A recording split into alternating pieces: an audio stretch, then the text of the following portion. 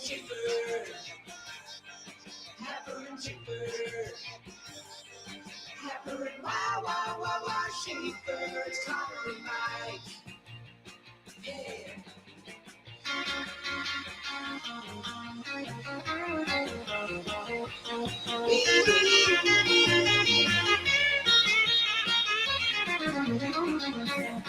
Happer and Schaefer.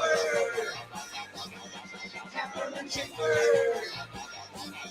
Happer and wow, Schaefer. It's Connor and Mike. All right, good morning and welcome in. Happy Tuesday. It's Happer and Schaefer here on 1620 The Zone, 1620thezone.com, the Zone Radio Network. I am Connor Happer alongside Mike Schaefer, Joey Warcola. Good morning, gentlemen. Good morning, Connor, and good morning, Mike. Wow. Good morning, Joey, and good morning, Connor. Wow. How was the soccer last night? It was amazing. It was the best thing I've seen this month. This month. Wow, that's a long month. I mean, it's ending today. There's a lot that happened this month. No, last night's Morocco-Netherlands game was pretty fantastic. I turned it off Cinematic. shortly after Morocco scored the leveling goal. No. Okay. They leveled. Do you watch the extra time? Definitely not. I thought I shut it. Maybe I shut it off after Netherlands scored the first goal. Gotcha. I felt, or maybe it happened in the background that Morocco scored the level goal. But no, I didn't watch what happened after that. It was just, I wasn't committed to it. You got your fix. You were good. Yeah, it was. I mean, it was on in the background while I dose. was doing some work, and that was it. I really didn't get any fix at all, other than there seemed to be some excitement going on in the background, and people couldn't stop talking about the whole Germany losing thing. Oh, that was amazing. I enjoyed that. They're yelling, I missed most of that game, almost the entirety of it. That's your own fault, Joey. You took a nap. A 2.5 hour nap. Yeah, At that point, it's not a nap. Yeah. You're just engaged in mini sleep. That's a big nap. I guess so. Yeah. What 20? Keep the naps to 20 minutes. It's not Giancarlo's fault. It is anything your fault. over 40 minutes. You're really threatening the structure of your day at that point. Yeah, and it's gonna happen again today. But I think I don't mind missing a whole lot of France and Sweden. I think France is gonna blow them out. France should roll, right? That's they should. That's what should happen. But then again, Germany shouldn't lose to a team that gave up 4 goals to the U.S. either. But here we are. Makes the U.S. look good. Crazy like a fox. Joey Warcola was all over this yesterday. He was? Yeah. Yeah, I was on Paraguay. Well, so I don't remember if he said that he thought Paraguay was going to win, but he said it like this. I'm excited for this Paraguay-Germany game, and I was over here like, why? Germany's going to roll. They're clearly better, which they are. They did not roll. And Joey's like, I don't know. I think Paraguay could win. And well, Germany's choked the last 2 World Cups. Yeah. They lost in the group stage against Mexico and South Korea in 2018 in Russia, and then the year after the previous World Cup, they did not get out of the group stage as well, if I remembered right. So they're done? So they they're won done in 2014, and then they haven't had a lot of success in the fall. All I saw on my timeline is people taunting the Freddie guy. They were like, "Go home, Freddie." I happen to be one of them, and now Freddie's on my timeline, and I'm very mad. So I got to go up on Twitter and mute that word Freddie or Germany. Oh, come on! What's the problem? It's not like I don't need to see it on my timeline.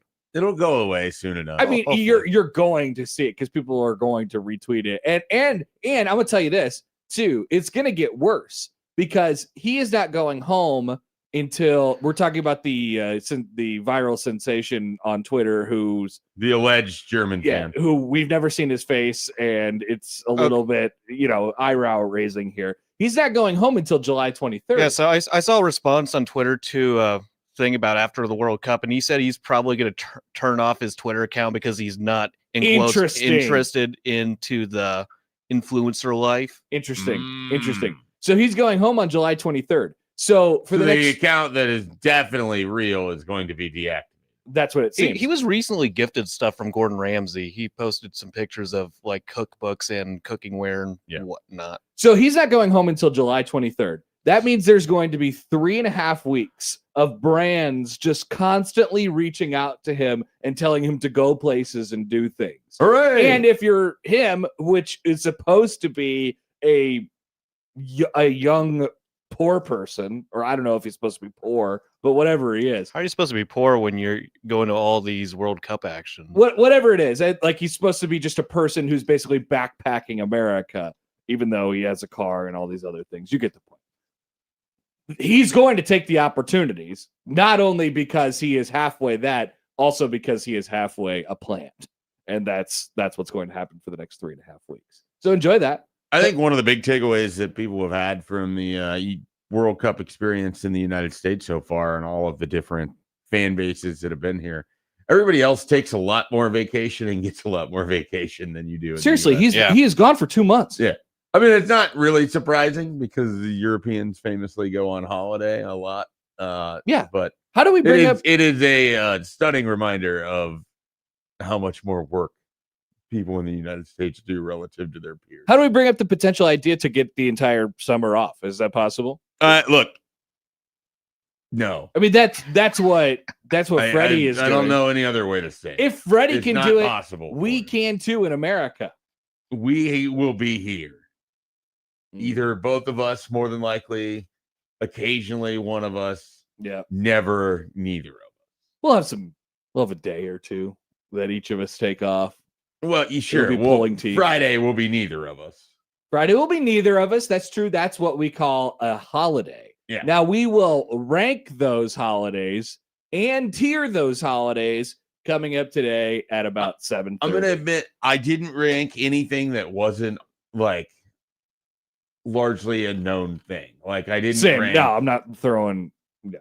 I didn't rank National Donut Day. Or God, things no. Of this nature. No, I didn't even get to like one of the what's the president's birthday that we celebrate? George Washington's birthday. President's Day. Yeah, I didn't put like Martin Luther King Day on there. Yeah, I didn't either. Like I didn't do a lot of these things, but I did the holidays that we get days off for / a couple of the sort of like party holidays. Sure. Bless you, Connor. Excuse me. Big sneeze. Sorry. Connor Sneezer. I apologize. Jeez. What am I supposed to do? I sneeze. What are you allergic to over here? I don't know. The air. Man, that was a large one. Well, you guys are supposed to talk, and we're talking about the sneeze. Talk over the sneeze. We're talking about the sneeze. Talk over the sneeze. Sneeze might be the most noteworthy thing. You're supposed to cover for me. It did not happen. That's pretty much a summary of Connor's soccer viewing experience. Just that big sneeze. Yeah, I certainly the sneeze. What was the soccer, and he wanted it on in the background, and it wasn't. I have enjoyed the soccer that I have watched, which is about a grand total of 20 minutes. No, I watched the entire first half of the U.S. game that didn't matter against Turkey. So let's 75 minutes.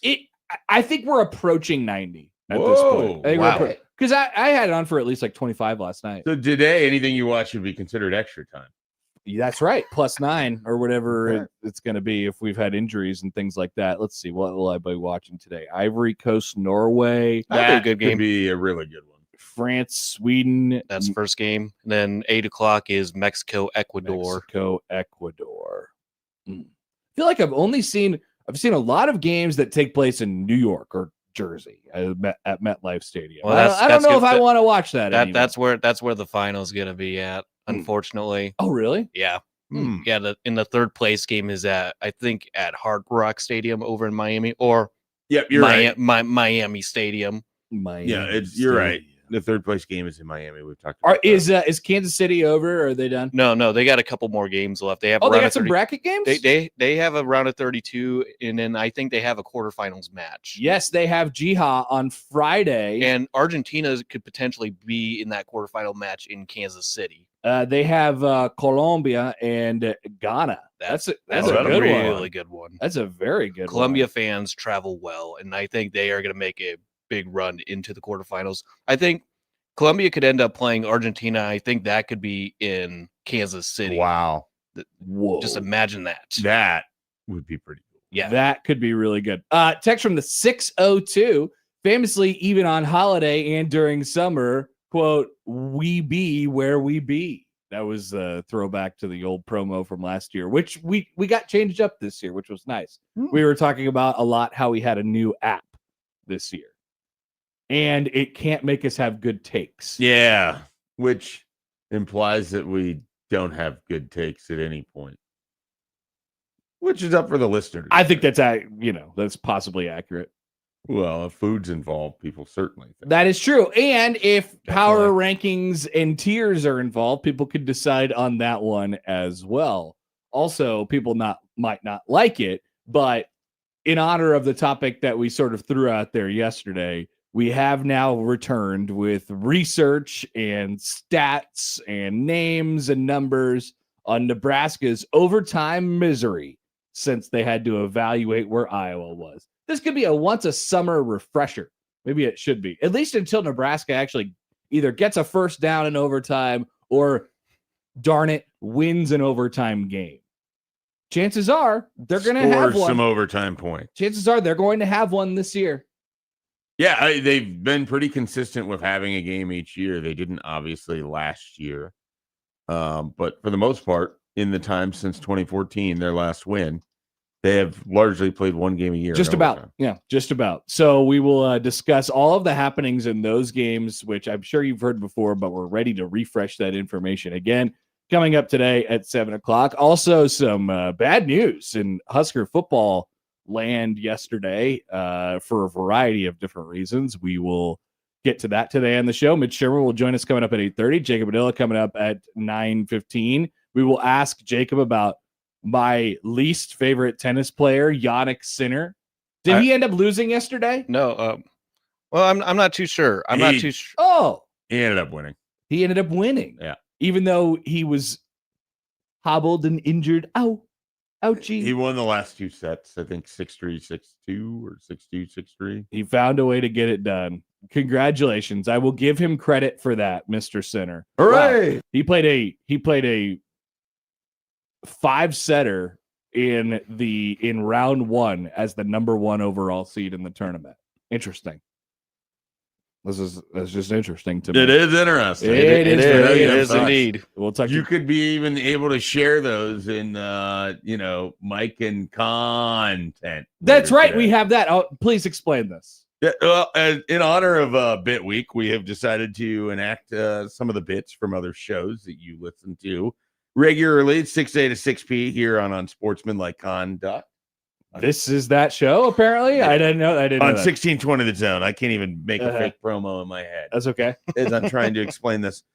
If you listen to Unsportsmanlike Conduct at about 5:20 most days, you get to hear unsportsmanlike content. That's right. And so we have decided to borrow that bit, and we will engage it in today's show. I don't know when. Week, and you guys want me to read, and I'm happy to do such a thing. All right. Joey, who is so famously great at reading.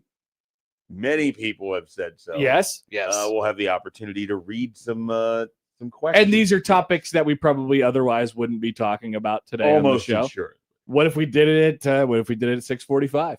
We could do it at 6:45. I mean, that's a part of the show. That works. That is a wide open space for us to go. Sir. All right, we're going to do that in about a half hour. Exciting Bit Week rolls on. Elsewhere today, okay, so a couple different. I mean, we have a lot of random sort of news that I want to sort of jump through today. I mean, there's obviously the Husker football stuff, which will take up the majority of our time today.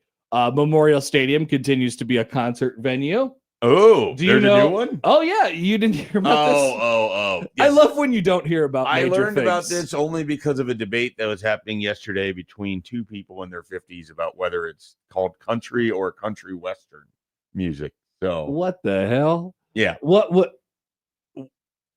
Cole Swindell? Yeah, that's what prompted this. What's the differentiating factor? There is none. It's just John really wants it still to be called country western, and he won't drop.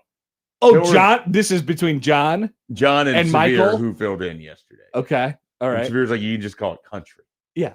And John wouldn't for some. I mean, there is country, like country western is older, right? That's what he said. He wants that back. Then we can't go back. We cannot go back. He would like us to go back. Country is not western anymore. Well, country could be eastern. I don't disagree with any of this. I was just an interesting enjoying debate that this was going on, and somehow Cole Swindell of all people was what ushered it in. Michael was looking it up and found out that Cole Swindell is one of the founders of Bro Country, according to his Wikipedia. Oh yeah, he's definitely in that group. I don't think I know any of his songs, but I've heard his name a lot. I had a run of listening to more of the like Y2K or whatever on satellite or whatever, Sirius. And then Sirius or the highway or things like that for a little bit. Yeah. And so I have definitely heard some Cole Swindell, but I could probably not name you what the song. He definitely seems like he's in that group. I mean, we could just attach him to the kind of Florida Georgia line sort of like bubble. Chase, was it Chase Rice? Chase Rice, Sam Hunt. Pretty popular. He's going to perform after a football game, after the September 19th game, which is apparently Ag Day, which is a thing that I didn't really know that was a thing. Well, when you're playing North Dakota. Against North Dakota. The kickoff is at 6:15. And so we're talking about a 3.5 hour game. We're talking about concert starting, I don't know, like 10:30, 11, somewhere around there. There could be a big red overreaction during a concert. Yes, at there the will concert be. venue. Do we have to delay the overreaction so that way people can experience the concert? And No, then call it? I think unfortunately, big red overreaction has to go another hour. Okay. To accommodate for the concert. Look, I'm fine with that. Yeah. As long as around that weekend. So. Oh, wow. You could go 2 more hours. Interesting. Really soak it in. Interesting. So that is happening. Memorial Stadium continues to be a football field plus other things. And then there's some other stories that happen. There is a couple guys who were shaving points in the NBA for many, many years. Who's that huge guy? Diana Rossini actually didn't FaceTime anyone from her car, but she did have a little shade to drop in there. Did you guys see this and hear about this? Yes. I did not, but I would love to know more. I want to click that link right now. It's very funny. But I'm going to wait until it comes up. We got the Diana Rossini body cam footage from the pullover that happened in the that was recounted in the Athletic story a few days ago. She made up a story for a podcast. She doctored. She juiced up a story a bit. Yeah. Oh wow. Yeah. So now we can't accept any of her reporting as credible. I'm gonna say no. Probably a good idea. I have some concerns. Wow. The body cam footage tells a different story. What than a beacon of journalism this Diana Rossini is. Also, just, absolutely no credibility while I don't know, interlocking fingers with sources. Interlocking fingers. Yeah, exactly. Also, Joey, I'm sure you enjoyed the bar dropped by Skip Bayless yesterday. All these NBA trade rumors talking about people trying to maneuver their way to the Warriors. Did you see what Skip Bayless said?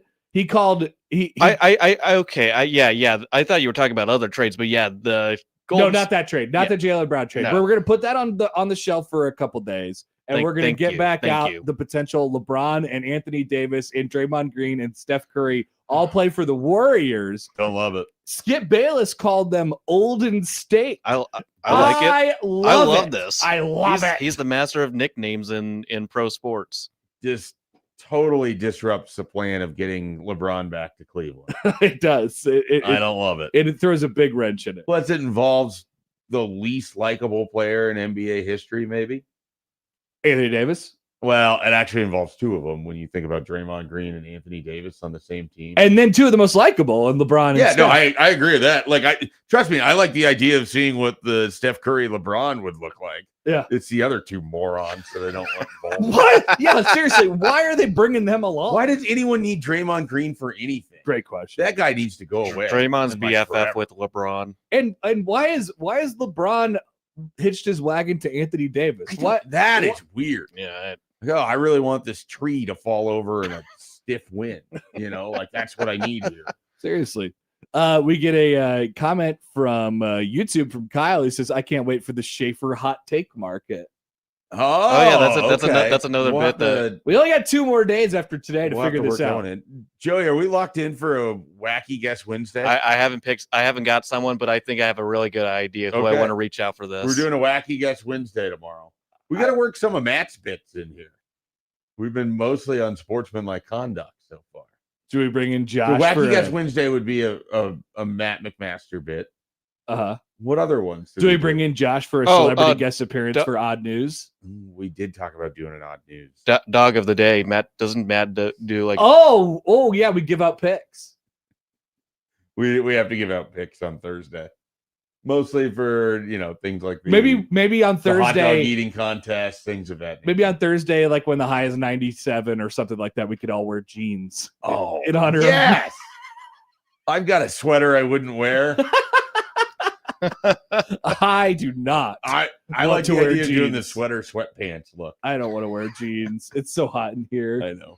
Not a good idea. In the pants, and then he like rolls them all the way up to his knees. And it's like, what are you doing? What an odd person. All right. 402-951-1620. That's how you get in touch with the show. The Prairie Flower Casino Zone hotline. Call or text that number. Tweeted us at Schaefer, at Connor Happer, at Mike J. Schaefer on the Liquid Trucking Zone Twitter feed. Email Connor, Mike, or Joey at 1620thezone.com on the Equitable Bank Zone inbox. Who's that huge guy? And we say good morning to our YouTube streamers today. Good morning, everybody. Thank you for being here on this final day of June. Tomorrow starts the new year, according to some.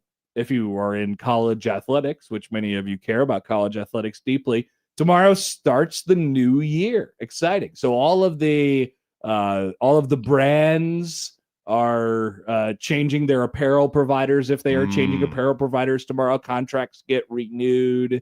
And it's technically the new academic year.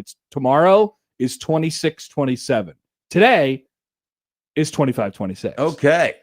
This is like when they flipped the recruiting calendar on our website, and you would go from like showing 2026 commitments to then all the hyperlinks are now showing like 2027. When does that happen? Just signing day? It's usually like 2 days after. It's usually like the week right after signing day. They make like the gradual transition of it. Sure. But honestly, with that back signing day being almost so meaningless and there being a different page of transfer portal stuff anyways, they could basically do it mid-December. They definitely could. And nobody would notice. So this is this is the changeover. Today's basically the final day of the year. All right. We are off and running on a Tuesday. Connor Happer, Mike Schaefer, Joey Warcola. We'll take a break. Back after this on 1620 The Zone.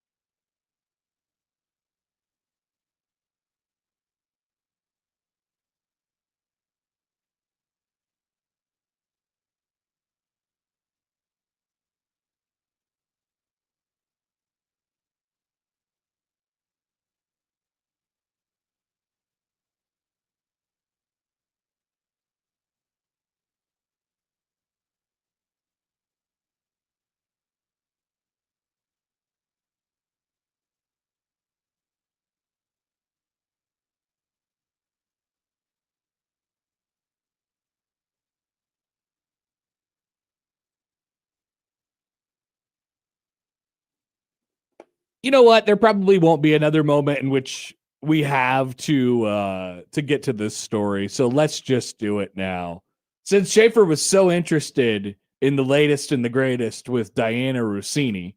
Click that link. Yeah, it's time to click. It is time to click. So yesterday they published the body cam footage from this alleged stop that was detailed in the story in The Athletic from, what was this, late last week probably, when it detailed this sort of situation where Diana Rossini was driving in a car and got pulled over, and then the cop approached her and she said, hey, basically, what's your favorite NFL team?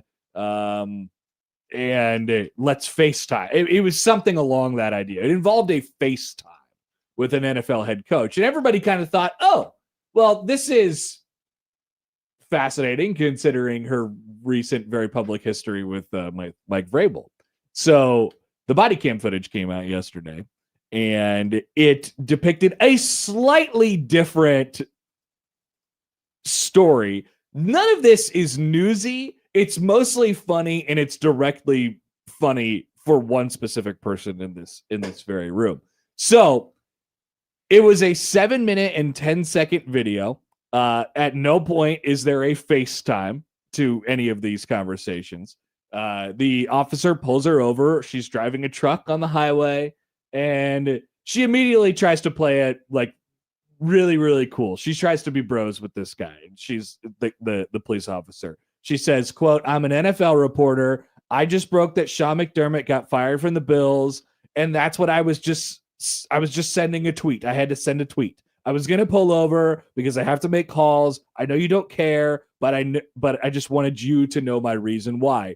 And this goes on for a long time, and they talk, and the officer seems at least receptive to the idea that this is a factual occurrence, right? That she is an NFL reporter and she has to tweet for her job and she has to be on her phone for her job. The officer says, I understand that you've got a job. And then she continues to add to it, and it's halfway showing off that she's really cool and talks to cool people, and it's halfway trying to be very overly friendly with the police officer. And she says, you know who I was on the phone with? Brian Daboll. He wants the job, because she just broke the news that Sean McDermott got fired.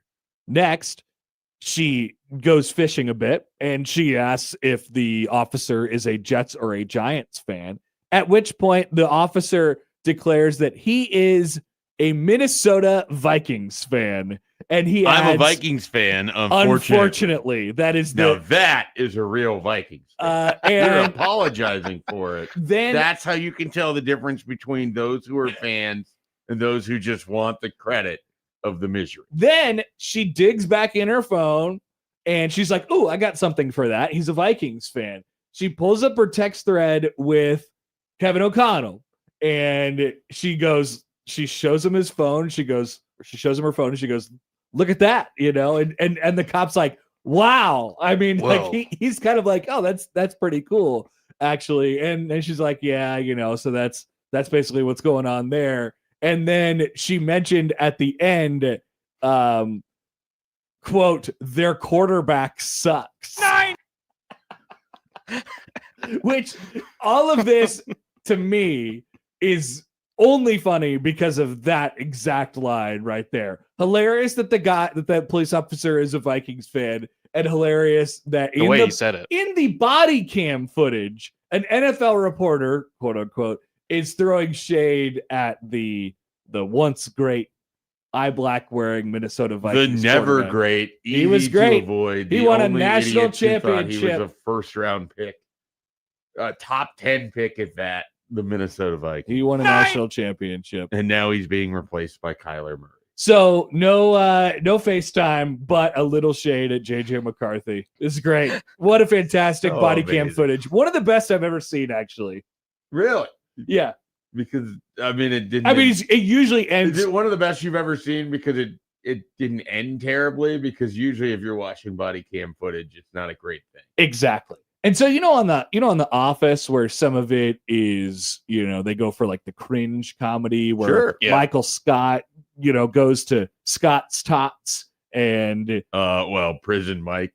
Like all of it. Right. A lot of the things that Michael does are very cringe.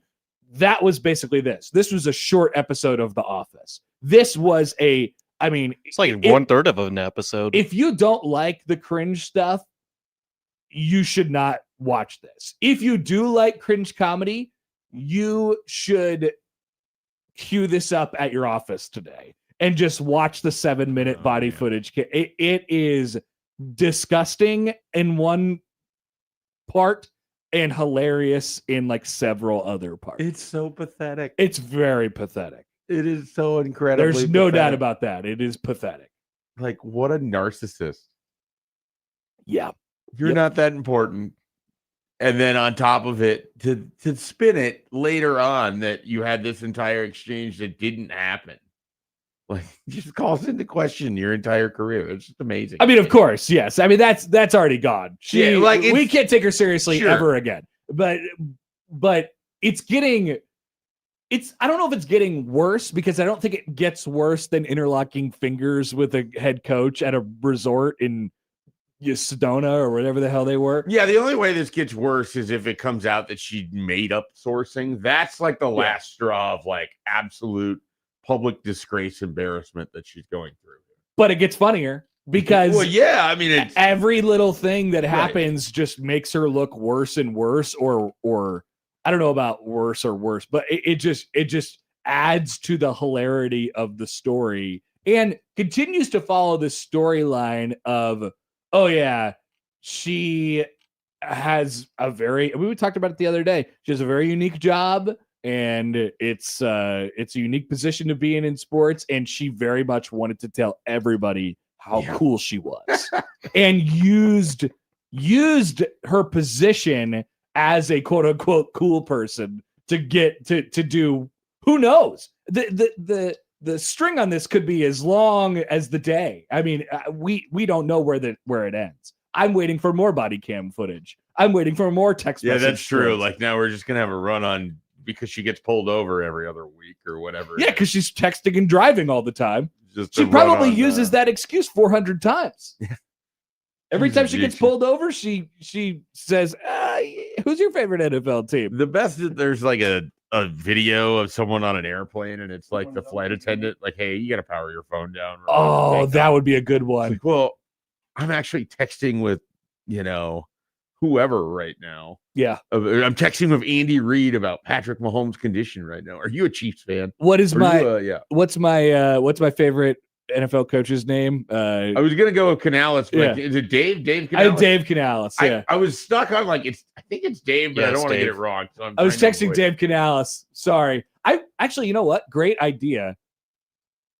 Flight attendants should wear body cam gear. Actually, I mean, there would be a lot of people. We have enough incidents as it is. There would be a lot of people put on public trial if the flight attendants were body cam man's gear. Not real. You should check in with your pilot connections to see how they would feel about. Yes, I can ask. I think she's flying right now. The flight attendants would. She can't text and fly. You get text and fly. You get pulled over in the sky. She's at the airport. I was texting Kevin O'Connell. Joey's flight connection also thinks JJ McCarthy sucks. That quarterback sucks. They sure do. I think the flight attendants would be very pro wearing the body cam, like just to put people on public trial of how bad they suck on airplanes. How much they get harassed. Everybody is terrible on airplanes. Yeah. Generally, they're people terrible. Are just terrible in public. This needs to be made into a public scene. So I would think the flight attendants would enjoy it. All right, before we take a quick break here, let's catch up with our dear friend, Nebraska ball Mike. Good morning, Mike. Good morning. I haven't flown since 1986, and apparently it has gotten so much worse. Oh, yeah. People are so bad, Mike. Really, really bad. That's terrible. Especially after 9/11. You shouldn't have, people should wake up and realize what they're doing. Yeah, it's just they don't have any spatial awareness / care for anyone else in the world. Yeah. No. When is the last time Nebraska went into a game with a quarterback that they knew could win it for him? That's awfully broad. I would have been okay at times putting the game in hands of like an Adrian Martinez, but we over a long period of time that evidence sort of stacked up against him later in his career. It's also hard to say they didn't go into that with Raiola in some games, but not all games. The only time that I can think that he won a game was Maryland. Dylan? He also had and that was mostly Emmett Johnson. Well, and he had the bad interceptions that put you in the hole too. Yep. So he kind of lost you and then won you the game. I wonder. We haven't had a quarterback who could win a game on his own, not on his own, because he had a great team around him at times. Taylor Martinez in the 2010s. Yeah, and that's a guy who could beat you in a variety of different ways, right? You don't come in here with a lot of expectations, kid. So cut loose, have fun, enjoy the year, and understand that you are holding something down for the next one who's going to come in here, and you're setting it up for something could be really big. But there are no expectations on you. Is this you're talking Calandria? Expectations on him, like they did Dylan Raiola. They're not paying attention. Yeah, that's sort of an interesting way to look at it. I have another question related to that. Okay.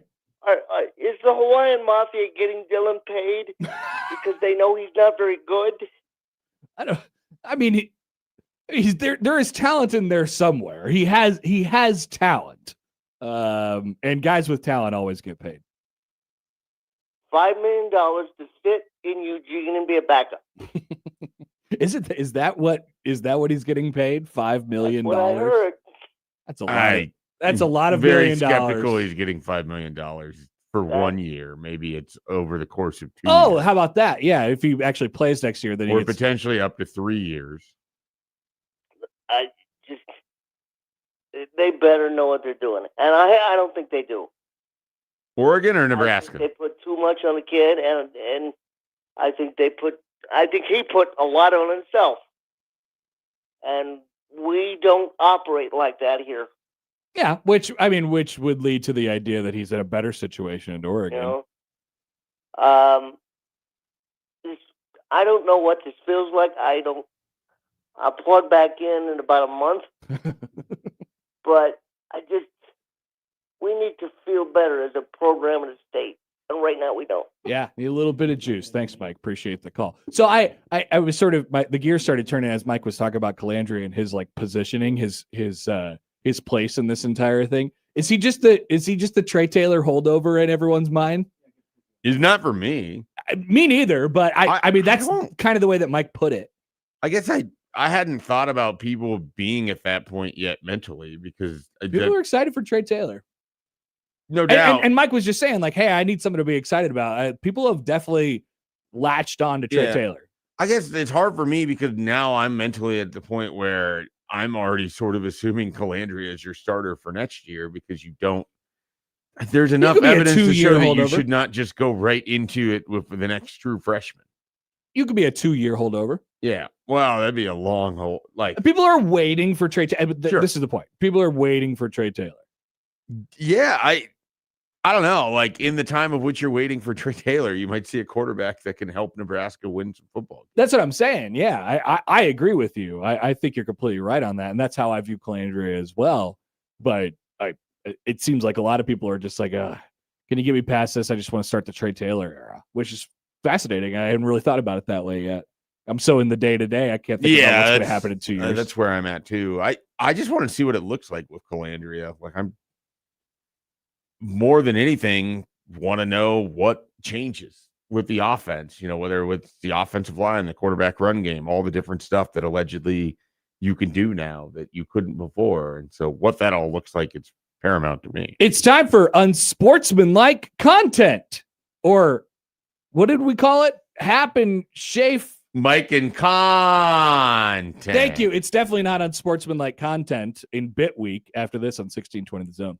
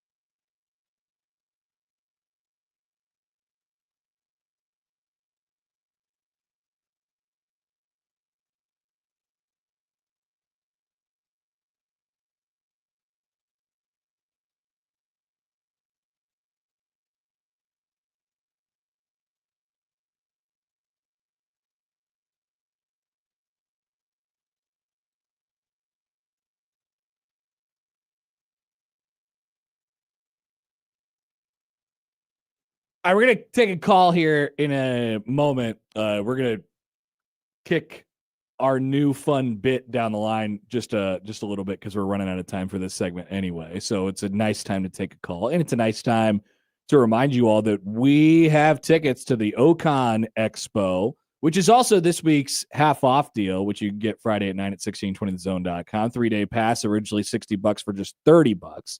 July 17 through 19 at the Mid-America Center, celebrating the 10-year anniversary of the area's largest pop culture event. So check that out, or continue to listen to this show this week for your chance to win a ticket for free, folks.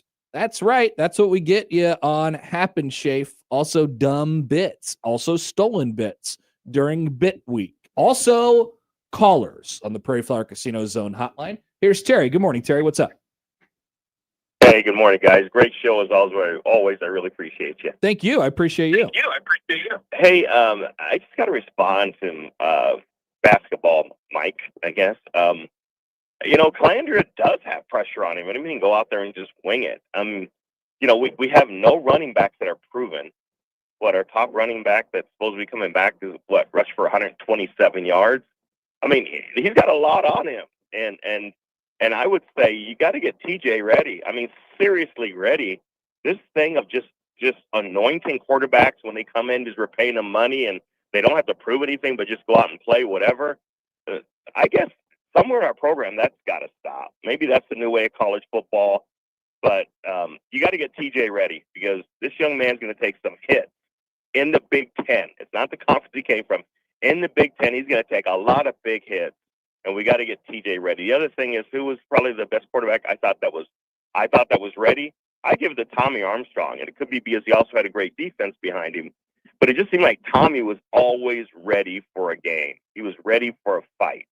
And so, anyways, I just wanted to throw that out a little bit and, go Big Red. All right. Thanks, Terry. Appreciate you. Thanks for calling in this morning. So Tommy's a good example because he was always sort of nipping at the heels there. I mean, in his freshman year, he got the crack, he got the opportunity, and then kind of continued. Like it was sort of a normal development track. Yeah, but he got 2012 to redshirt, so he never played, and then 2013 he split time with Ron Kellogg because there was things in his game they weren't quite sure that he was ready to just handle all of it. And then he eventually, is your starting quarterback in 14, 15, and 16 when healthy and won a lot of games. At times played really, really well and had 2 9-win seasons in there, largely under his tutelage. So sometimes threw the ball when he was supposed to run the ball, but outside of that, he was pretty good. He could have had at least one more win, maybe 2. He played a role in the overtime. He is going to come up in our very next segment. Yes. But no, I mean, I think if you're looking for a quarterback that Calandria can most compare to that you've seen in recent Husker history, it's Tommy Armstrong. The upside is definitely there for big plays. There's also he should not have made that throw. I find the spread on Calandria really interesting, just in terms of how people think about him. Because even in the last 10 minutes, we've gotten, well, I mean, you go back to the basketball Mike, he's like, yeah, he's kind of, I don't want to put words in Mike's mouth, but what it sounded like was he's sort of referring to him as a placeholder for when Trey Taylor comes in. I've certainly heard that sentiment. I've heard, there's too much that has been put on him. And then I've heard of, a lot of people mentioning, well, are we sure that we're not going to give TJ Lateef an opportunity to kind of start here a little bit? Like, keep in mind, guys, if we're talking about that situation, Anthony Calandria is not a freshman. No, he has not earned it at Nebraska, but he was the Mountain West Player of the Year last year. Okay, like that guy's your starting quarterback. So as much value as TJ Lateef brings to the table, and yes, he does have to be ready. Like, you have your starting quarterback. You went out to get your starting quarterback. You have your starting quarterback. He was the Mountain West Player of the Year last year. I'm sorry, he's just your starter. But I like, you mix that up with how people feel about this season in general. And I don't know what people think about Calandria. I think there's open minds all over the board. not only as it pertains to what's going to happen this season, but what it looks like with Calandria. And then you sit back and you reevaluate it again next year because he has another year of eligibility. And at that point, I think you start to figure out, okay, what's life look like afterwards, and how soon do you turn the page over to Trey Taylor? Yeah, it's interesting. It seems like no one wants to give him credit for the Mountain West Player of the Year. Not no one, but you're right. No, we don't talk about that enough. That gloss over that, and it's like, well, that's it's not nothing. A good of a non-power conference as you can play in. If there's enthusiasm for the San Diego State defensive coordinator who's now at Nebraska from the same conference for what he's done there, I mean, should be. Maybe there is, maybe there isn't. I haven't heard a lot of big enthusiasm about Orich, but no, it doesn't. You're right. All right, so let's take a quick timeout. We'll come back. Let's get into some of Nebraska's biggest colossal failures over the last decade. Yes! On 1620 The Zone.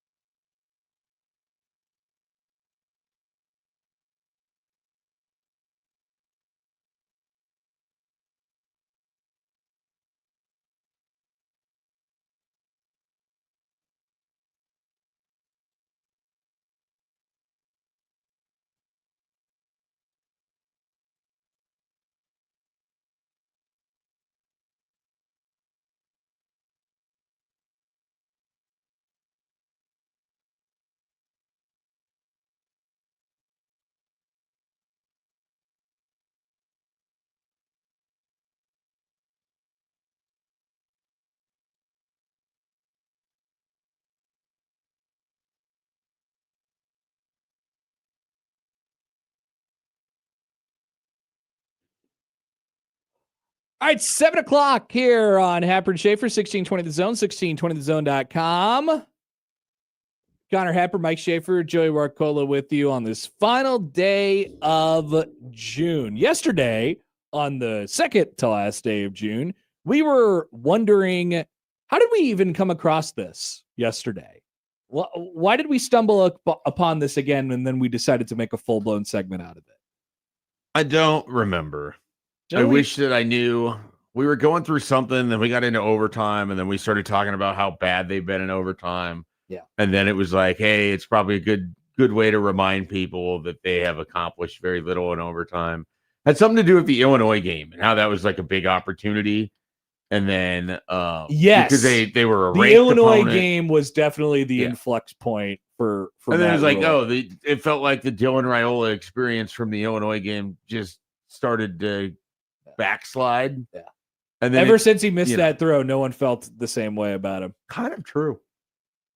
Maybe that was very early in his career. Right. Yeah. Which is, again, very early. People like us say, hey, Trey Taylor maybe doesn't need to start right away.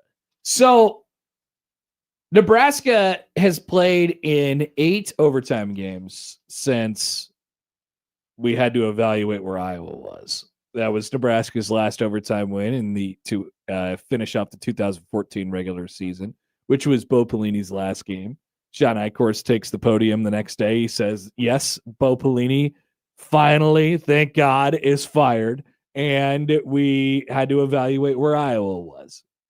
Words that will live in infamy in Nebraska football history. So you could call this the curse of Bo. You could call this the curse of Eichhorst. But somehow, some way, Nebraska has been completely and totally inept in overtime. There's really no other way to put it. How many did you say? 8.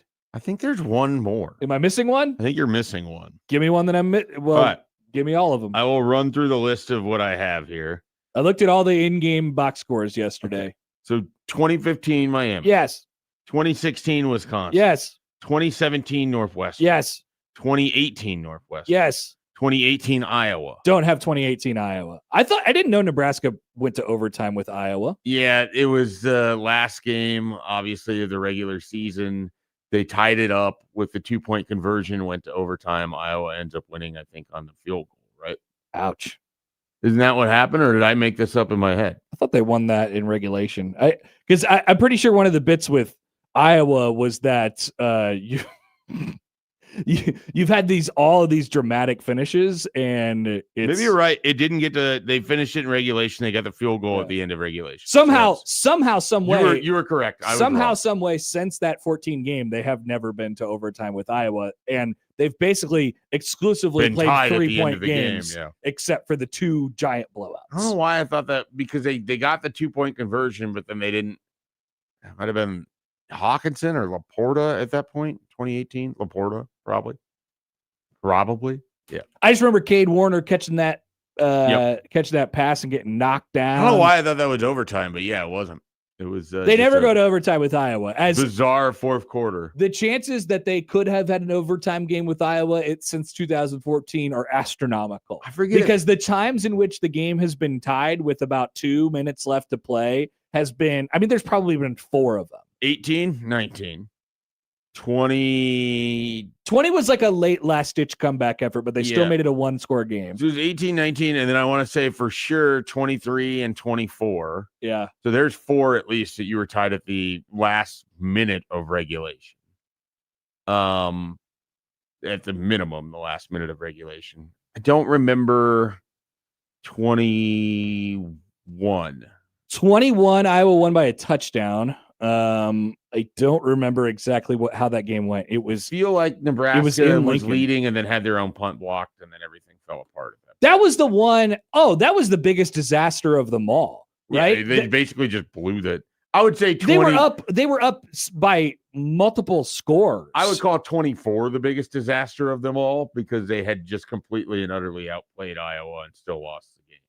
But wasn't 21 the one where I think they were up like, I want to say it was like 21-9 or something like that. They had the punt block. And they had the punt block. Yeah, and then everything flipped on them. They were like in cruise control. Yes. Same thing as 24, but I think possibly worse. But anyway, yeah, because that game was always, that Iowa game in 24 was always a one play game. They had just not allowed the play.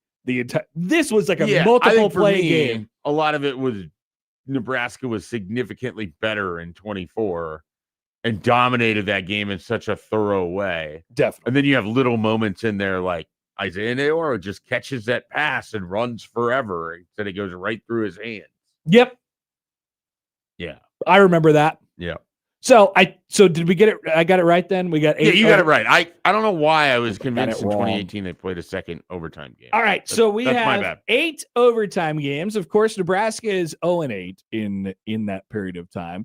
I would like to take a stroll down memory lane here. I have per possession averages. I have answers to some of your questions as we go along, and running totals of just how bad it's been. Let's go back to 2015, that Miami game. So remember the context of this game. Nebraska had lost their season opener to BYU on a Hail Mary. And I remember the conversation really vividly at the time because they were trying to make Tommy Armstrong into their style of a quarterback, right? There were some of the tendencies that Tommy had shown before. Danny Langsdorff did not want the interceptions, the YOLO ball stuff. Like, they didn't want that in there, but he was still going to put it in the air a lot. And Nebraska was down, I believe, by multiple scores in this game. It was 17-0 early. Yeah. And just came flying back in the game, mostly due to Tommy's like off schedule stuff. He was making crazy plays and, like outside of the pocket with his legs, throws down the field. Like, he was getting rewarded on what the coaching staff thought was negative things. I think they didn't want that part to be in Tommy's game. And so it gets them all the way to overtime. And on the first play in the post, in the crap era of overtime games, which we did not know at the time how long it was going to last, he immediately throws an interception. He throws an interception to Miami's Corn Elder, which Nebraska's Alex Lewis then committed a personal foul, late hit out of bounds on, which classic. Miami got the ball at the 12-yard line, but it didn't matter. They just get the ball in overtime. They just took 4 plays to center the ball, make a 28-yard field goal by Michael Badgley to win the game. So you're running offensive totals for Nebraska in their overtime possessions. We are at 1 play, 0 yards, interception. Great start. 2016, Wisconsin. This is a great football game. It's 2 top 10 teams. Nebraska is undefeated. And this is sort of viewed as the moment. And the door was open for Mike Riley's squad in 2016.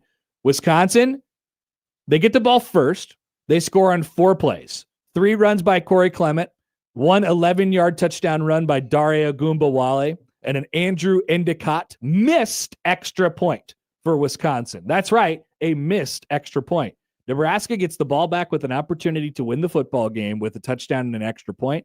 They go 3-yard run, 1-yard run, incomplete pass to Jordan Westerkamp, which many people thought it was a pass interference, and then a heave to Stanley Morgan in the corner of the end zone, which was actually pretty close, incomplete. And Nebraska loses. And so this brings your running offensive totals to 5 plays, 4 total yards, and 0 first downs. 4 net yards, I should say. That's 2. 2017 Northwestern. Nebraska, this is in the final year of the Mike Riley era. This one is hilarious because it's just punch after punch after punch. Northwestern gets the ball first, and in 3 plays, they get this is a common theme. We're going to talk a lot about the offensive struggles in this period of time. Think about the defensive struggles as well. They're just a complete running faucet. But so after 3 plays, Northwestern gets the ball down to the 2-yard line.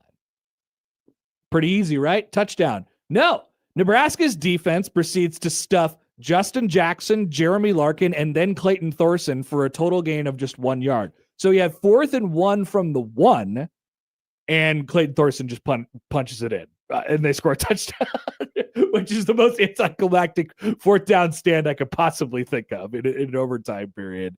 And they take the lead. Offensively, Nebraska does their thing. Tanner Lee, incomplete pass. Tanner Lee sacked. 3rd and 20. They throw a pass to Tyler Hoppus for 8 yards, which gets them to 4th and 12. And then they throw an incomplete pass in the direction of J.D. Spielman, which brings your running offensive totals to 9 plays, 2 total yards, and 0 first downs. The hallmark for me of both of those games is that in each opportunity, in 2016 against Wisconsin, 2017 against Northwestern, Nebraska has the ball on the other team's side of the field. In regulation, all they need to do is get 14 more yards to attempt a Drew Brown field goal. Don't know if he makes it necessarily, but he was pretty good. Never even got the chance to do it. Like, just incredible inability to even just get a long field goal. It's a great point. So the offense had already like sputtered going into overtime in both of those situations. Exactly. Like, it's a point to be remembered in this, because we're going to talk about their specific overtime struggles, but the fact that some of these games were even in overtime is a modern marvel. Yeah. I mean, they were a disaster just to get the Tommy Armstrong 23-point fourth quarter against Miami is a big outlier in all of this. And correct. A lot of it is Nebraska stepping all over itself in the fourth quarter to even be in overtime. All right, we go to game number 4 in the overtime era, 2018 Northwestern, so the next year. Nebraska, they get the ball first this time. Let's see if we could change this up. They get the ball first. They go 2-yard run to Divina Zigbo, 7-yard pass to Divina Zigbo. This, ladies and gentlemen, represents the closest that Nebraska has been to a first down in overtime since 2014. They get it to 3rd and 1, at which point there is a false start penalty. So that makes it 3rd and 6. And then Adrian Martinez finds J.D. Spielman for a gain of 5. And so gets it back for the second time to a and 1 situation, 4th and 1 this time, at which point Adrian Martinez throws an interception. I mean, that is a ridiculous possession. That is 3rd and 1, penalty, 3rd and 6, 4th and 1, interception. That is a wild swing of events. So you're running offensive total. Northwestern centers the ball and they go down and kick a field goal. Running offensive totals at this point through 4 overtime games, 14 plays, 11 net yards, 2 interceptions. Who is Hunter Miller? Hunter Miller was I don't know if it was actually Hunter Miller or if that was a mistake on the game log, because I saw that in there yesterday. He was an offensive lineman for Nebraska. I don't know. I don't think he played. I don't think Hunter Miller. Yeah, I doubt it was him. Previously of Cross County. One thing I learned yesterday is that some of the play-by-play stuff is wrong. So I had to check other sources, and I got the right ones. But I didn't bother to look up who committed that penalty. It probably wasn't Hunter Miller. I have a pretty significant guess, but I don't want to say it on air and then have it be wrong, and then I'm casting aspersions on this individual. But, no, why not? You could cast some aspersions. I think it was a Farniok. Oh, it had to be Farniok. I think it was Matt Farniok. That would have been my first guess. Other guess would have been like Tanner Farmer. Would have been. So this is 2018. Yeah. Gerald Foster. Yeah, that's a possibility. I mean, you'll be able to go to, if you really want to find it, you would have to go to Northwestern's play-by-play data from the game. But yeah, this was the whole thing for me yesterday. It took a while. AI claims it was Bo Wilson. That could be. I don't know if AI knows, but it very well could be Bo Wilson. He was a starter on that line. Yeah. So I'll see if I can confirm. Okay. I would actually just not worry about it. We go to 2019 Colorado. Scott Frost's second year. Things are happening. Nebraska is up 17-0 before a flea flicker happens to start the second half. And, all that has already happened prior to getting to overtime. Nebraska gets the ball first. They do 2 runs that gain a total of 1 yard to Maurice Washington. They say, hand the ball to Maurice Washington once, doesn't work. Hand the ball to Maurice Washington for a second time, also doesn't work. Adrian Martinez is then sacked for a loss of 7 yards. at which point Nebraska is scrambling, and they have to attempt a 48-yard field goal with their punter, who is standing in as their kicker, Isaac Armstrong. He misses, and then Colorado basically just centers the ball on a 34-yard field goal by James Stefano. So you're running offensive totals through 5 overtime possessions, 18 plays, 5 net yards, and 2 interceptions. 0 first downs. Any questions? None. All right. Just remembering these all like they were yesterday. 2021 Michigan State. This is the fateful punt in the wrong direction game. Nebraska, another game that they were controlling. They were shutting down Super Bowl hero Kenneth Walker, and things were going very, very well this day for the defense. Nebraska gets the ball first in this overtime, which they should have never been in. Adrian Martinez passed to Ramir Johnson for 2 yards, then passed to Omar Manning for 5 yards. Then it's 3rd down and 3, at which point Adrian Martinez throws an interception to Chester Kimbrough. That name ring a bell for you? No, it does That's not. Perfect.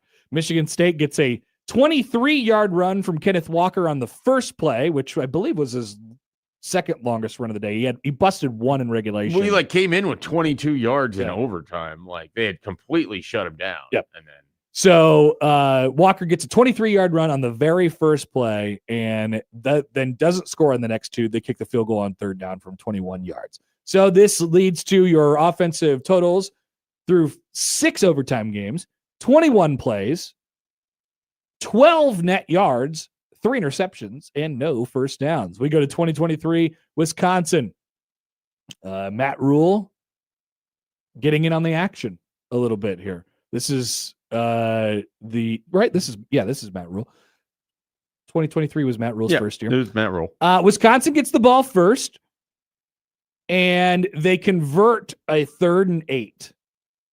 This is a common theme in these defensively as well. They convert like long 3rd downs or just score immediately. And no forced turnovers, no sacks, nothing. Then they make 3rd and 10 a 4th and 1, which they convert. So this is another set of downs. They have a 3rd and 8, convert it. Then they have another 3rd and 10, which they make 4th and 1, convert that. And then they punch it in with a Braylon Allen touchdown. Wisconsin takes the lead. They make the extra point this time. Then Nebraska gets the ball. 1 yard pass to Anthony Grant. Incomplete pass to Malachi Coleman. Timeout. False start penalty. That's a theme. Chubba Purdy, Mike Schaefer's favorite quarterback, on 3rd and 16, then throws again to Malachi Coleman, at which point that lands incomplete. 4th down is intercepted by a man named Preston Zachman.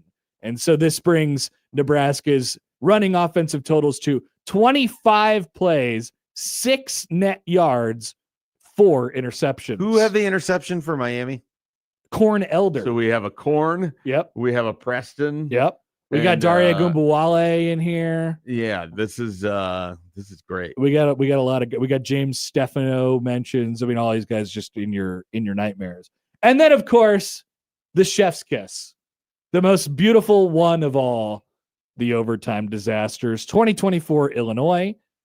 People talk about how bad it was offensively in this overtime, and we will certainly do that. But defensively, Illinois starts with the ball, and immediately Caden Fegan runs for 21 yards and gets down to the 4-yard line, and Altmaier hits Pat Bryant on the easiest touchdown I've ever seen 1 play later. So 2 plays and a touchdown for Illinois. They take the lead. Once again, this game probably didn't have to be in overtime.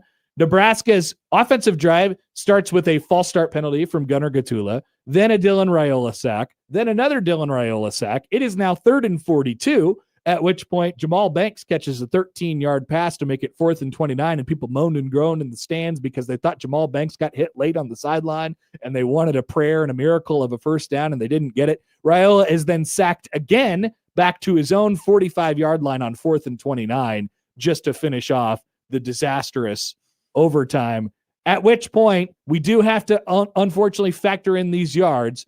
The total offensive totals over 8 possessions of overtime, 29 plays, negative 24 yards, 4 interceptions, and 0 first downs. I believe sacked 4 times, somewhere in that neighborhood. Oh, I think it's more than that. I mean, there's a couple Tanner Lee sacks, a couple Adrian sacks, and 3 Raiola sacks. So there's 5. Yeah. Yep. So they got the ball first 4 out of the 8 times. Yeah. So half, 50-50. I mean, there's good sample size on both of those, right? Their per possession averages, so 8 possessions, 3.6 plays per possession, -3 yards per play, and an interception, of course, every other possession. Incredible. So 0.5 interceptions per possession. Absolutely incredible. There you go. I hope that was fun. And then defensively, no sacks, no takeaways, no. They gave up points all 8 times. I mean, Nebraska, unless it was a goal line situation after they had already given up a backbreaking play, there was really no resistance whatsoever Early in the outside of the one goal line stand to force the 4th down. Right. And then there was one more 4th down that they forced. The Northwestern 4th down. That was the one that I was talking about. I think there was the Wisconsin. The Wisconsin 4th down. There was one 4th down that 2 4th downs that they forced, and they were both converted. Outside of that, it's been very easy for Nebraska's opponents in overtime because, half the time they get the ball, turn it over, or don't score. Yeah. And, so that makes it easy to just line it up and take a field goal. And so when in the times where they didn't get the ball first, they were of no resistance to the offense whatsoever. Yeah. And then nice job. One of the common themes in a lot of this is that Nebraska largely ends up in overtime because they blew the game at the end of regulation. Yes. You did have the 23-point fourth quarter to get overtime against Miami. And then you have the blown fourth quarter against Colorado, the blown fourth quarter against Northwestern, the blown fourth quarter against Northwestern, I guess, with 2019 against Colorado was blown. I'm trying to think of Michigan State was the other one. It's really amazing that more games haven't gone to overtime with how many close games they've played, I think. But a lot of it's because they don't score or they give up those field goals at the end of the game. Especially what we were talking about before. They've been walked off a lot, too. When you think about, Iowa, like, that game has been tied almost every year in the last 2 minutes. They traded interceptions in 2023. Yeah. Iowa has traded interceptions in 2023. Yeah, people are being like, Iowa will never open the door for you. They did. They have multiple times. Yeah, the door's been open. Nebraska's just always shutting the door on their own foot. Ouch. And then they're like, what happened here?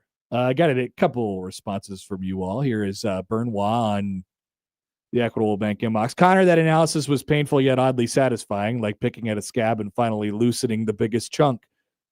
This would be quite a science project, but I am reasonably confident that the mighty Huskers have by far the worst overtime statistics in all of college football at any level during this period. Benoit, I don't think there's any doubt about it. Yeah, there's no one that can. That cannot be. No way. There's no way that anyone's worse than that. No way. So remarkable. Here's Pedro. Hi, guys. Thank you, Connor and Mike. I woke up from a nightmare. What are we talking about? Nebraska heartache losses. I am going back to sleep. Fair enough. We warned you, though. We warned you. We did warn you. Jesse writes in. He says, not an overtime game, but Tommy Armstrong threw a sideline pass, and the Iowa lineman catches it and steps into the end zone for a pick six. The Iowa player was like, what just happened? Yes, that was the 2015 game. Yeah, someone missed their cut on that play, and then he was just that Epinesa that basically just plucks that out of the air. It was one of the classic Iowa, defensive linemen. Yeah. I understand what you say when you say classic. Classic. Yeah, that's one way to put it, I suppose. Text from the 402. This is way more depressing than I thought it would be. John writes in, thank you for breaking down the overtime games on Tuesday instead of waiting until Thursday and pissing everyone off before the holiday weekend. Absolutely. You are welcome. John from Salina writes in, bumming me out, guys. You're welcome. Text from the 616, time to morning drink. Thanks, guys. Whatever it takes to get you there, man. Whatever it takes to get you there. Hey, we are happy to help you remember what you want to forget. Yep. So I think that exercise was well worth it. And I'm going to save that information for the next time Nebraska ends up in an overtime game. And we will hope and maybe try will into existence that Nebraska ends up doing. Maybe it's just one positive thing at a time. Maybe it doesn't even have to be a first down. What could be a good thing that could happen to Nebraska in overtime that isn't all the way to a first down? Well, you could get 4 yards on a play, maybe. They could get a sack. They could get that's a great. They could do a negative thing for the other team. Yes, a stuff of no gain or less on defense. That is a great goal for this year. Yeah. The other team could have a penalty called on them. We haven't seen that so far. I haven't seen that ever. So there's that possibility exists. What if they blocked a field goal or something like that? That would be neat. Now that seems like a really big jump. It does. I was going to say they could force a turnover, but they can't do that usually in 60 minutes of regulation. That's true. Hard to imagine another big jump, scenario. Headley writes in, Connor likes to light things on fire and watch them burn. I don't do this out of it. I don't do this because I like to watch everyone suffer. It's educational. We're teaching the people. I am Miss Frizzle, and this is the magic school bus of Nebraska sucking in overtime. And you need to learn today. And that's what this segment is for. Learning. We'll be back on PBS right after this.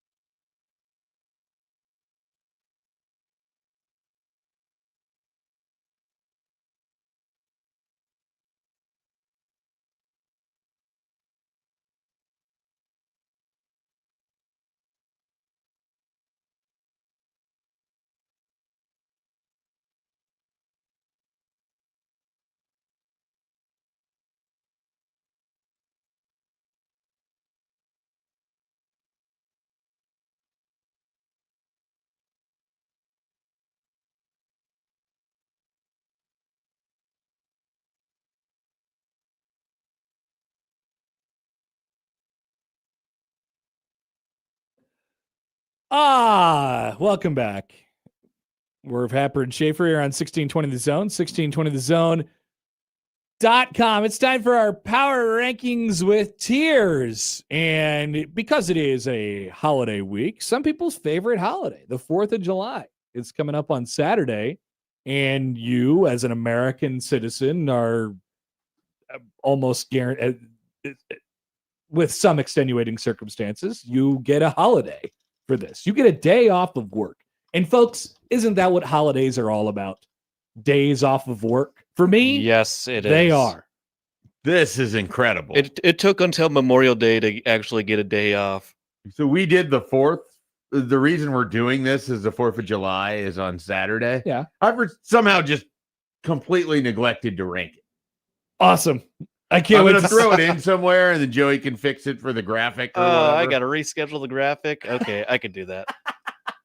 But you said it. I was like, well, yeah, I was surprised to see Connor forgetting a particular holiday because I saw it on yours as well. And I forgot a holiday too. Yes, you did. You did. I definitely left several off. Well, you'll find out. You'll find out. All right. Once Schaefer. Can't wait to see which holidays I forgot about. All right, my first category is no complaints whatsoever. And I feel like we need to put out a disclaimer here. This is not about what the holidays are about. Okay? Right. It is the feel, it is the vibe, it is the enjoyment of it. If I rank Christmas last, it is not because I hate Jesus. Okay? I love Jesus. Thank you for saying. I think it's important to say right off the bat. This is about what the holidays do for me. Okay? And my number one tier, no complaints whatsoever, Labor Day and Memorial Day. Okay. Labor Day is a no strings attached, incredible, just random godsend of a day off on a Monday, which in my opinion is the best day of the week to take off. Absolutely fantastic. Love the buffer day, and you get football on that day. Perfect weather. You go to the pumpkin patch, whatever you're going to do, it doesn't matter. Labor Day is a free godsend. Thank you for Labor Day. And then Memorial Day is the exact same idea, but in reverse. The unofficial kickoff to summer. Well, you have to put Memorial Day on there because you had your birthday on Memorial Day. Sure. I don't really even care about my birthday, but Memorial Day. Good answer. Yes, some days my birthday is Memorial Day. I think it was this year. Yeah, it was. Thank you, Joey. Exactly. But Memorial Day, I get the day off. It's great. Even though I understand what the holiday is about. It's about remembering the fallen. So I took the approach. This is to me the goated holiday, the one I care about the most, the one I enjoy the most. I made it stand alone, and what I follow up with, you'll appreciate as well. This is the S tier holiday. This is Thanksgiving. It's number one for me. There's nothing really remotely close to it. It's all of my favorite things. It's the best time of year. Sometimes it's the best weather that you'll get. A ton of great memories growing up with Thanksgiving. I love Thanksgiving. Visiting the family farm and all of that. So it's number one. Thanksgiving has slid down for me a little bit as you become an adult. Yeah, because I can't eat as much food. Oh, okay. I can't eat as much food. That is true for me without suffering consequences. Okay. Food has more consequences now. It has gone up for me because I no longer have to think about, am I going to Iowa City on Black Friday anymore? So therefore, it's like changed in its total nature. That's a big deal. Now, it might go down if I end up having to do the overreaction after Nebraska blows a 21-point lead to lose to Iowa. I have done that for each of my 4 years here, by the way. It's been fun. I will let you have that one. We got the memorable Jack Mitchell quote from 2 years ago after the demise in the night game in Iowa City. I'm in hell. Oh yeah. That's a good one. Not wrong. So I have that as my S tier, and then going right into it, the relaxing ones. I have Labor Day, Memorial Day right under it. These are like, there's a clean break of these three holidays and pretty much everything else for me. Yeah. Now I will slide in because I didn't put it anywhere. It doesn't really fit with the relaxing ones. I'll put July 4th here as well. Like it slides in as the number 4 holiday for me. For whatever reason, I didn't write it down when I sent it over to Joey. But Joe, you can put that right after Memorial Day. So mine is pretty clear. There's Labor Day, Memorial Day with the no strings attached. Yep. And then there is this group with strings attached. Yep. And some of the same ones are going to come up. Thanksgiving, Love it. Strings attached, though, is you have to be somewhere. More than likely, you have to be somewhere or entertain people at your house. There are strings attached. 4th of July, same thing. There's going to be a party. You're going to be invited to multiple parties, and you're going to probably have to end up being at one or outside, dealing with heat, dealing with idiots blowing off fireworks, and all fingers. Of these different things. You're an idiot. But generally, I love the idea. It's putting burgers and dogs on the grill and eating a bunch of watermelon. I love the 4th of July. Don't get me wrong. And then there's Christmas. Okay. Which is all great, mostly great. And then you have to entertain people or travel somewhere or something like that. And you likely, the day is likely made for you before the day even exists. Sure. And part of what I love about Labor Day, Memorial Day is that it's a wide open canvas for me to just write. I'm going to do whatever you want. I'm going to scribble all over this canvas. Did you go Labor Day first? Labor Day, then Memorial Day. Is it because of the football aspect with Labor Day? I think it's the more certainty of the weather. Okay. You're going to probably end up with better weather on Labor Day. Almost guaranteed to be hot on Labor Day, no matter what. Or mild. Yeah, well, I don't mean hot as in like bad. I just mean like you're not going to have like a... Memorial Day could be cold. Yeah. In that's more of what I was getting at. Yeah. Okay, so I have Christmas broken off on its own. It's basically called the big one. The stress of Christmas drops it for me. Like the stress of either having to be somewhere or the gift giving aspect of it sometimes is stressful. I never have to host, but the timing of trying to be at different Christmases in the same day is something that we do now. Mm-hmm. That is annoying. Very stressful. Because it's like you want to make sure that everybody gets their time and they get to, you spend time with your family. When you're in a situation like mine, where you have people that live in different parts of the state, and you do have to travel, that makes it a little bit more difficult. And then it's just a long day. That's what I'm saying. I agree. With a kid, it's even longer. Yeah. We take too much damn time opening presents. It's 100%. Way too long. My mom believes very much in that every gift needs to have like the whole audience paying attention. Yeah. So it can't just be like you open your stuff and then you talk about it at the end of it. No, it's like you got to go from this kid to this kid to this kid. In the moment, it's the most annoying thing of all time, but you look back at it afterwards, you're like, oh, okay, I guess I get that. Thanks. It's always fine. Yeah. It always goes slower than I want. 100%. And we've crammed too many sporting events on Christmas now that I kind of want to watch.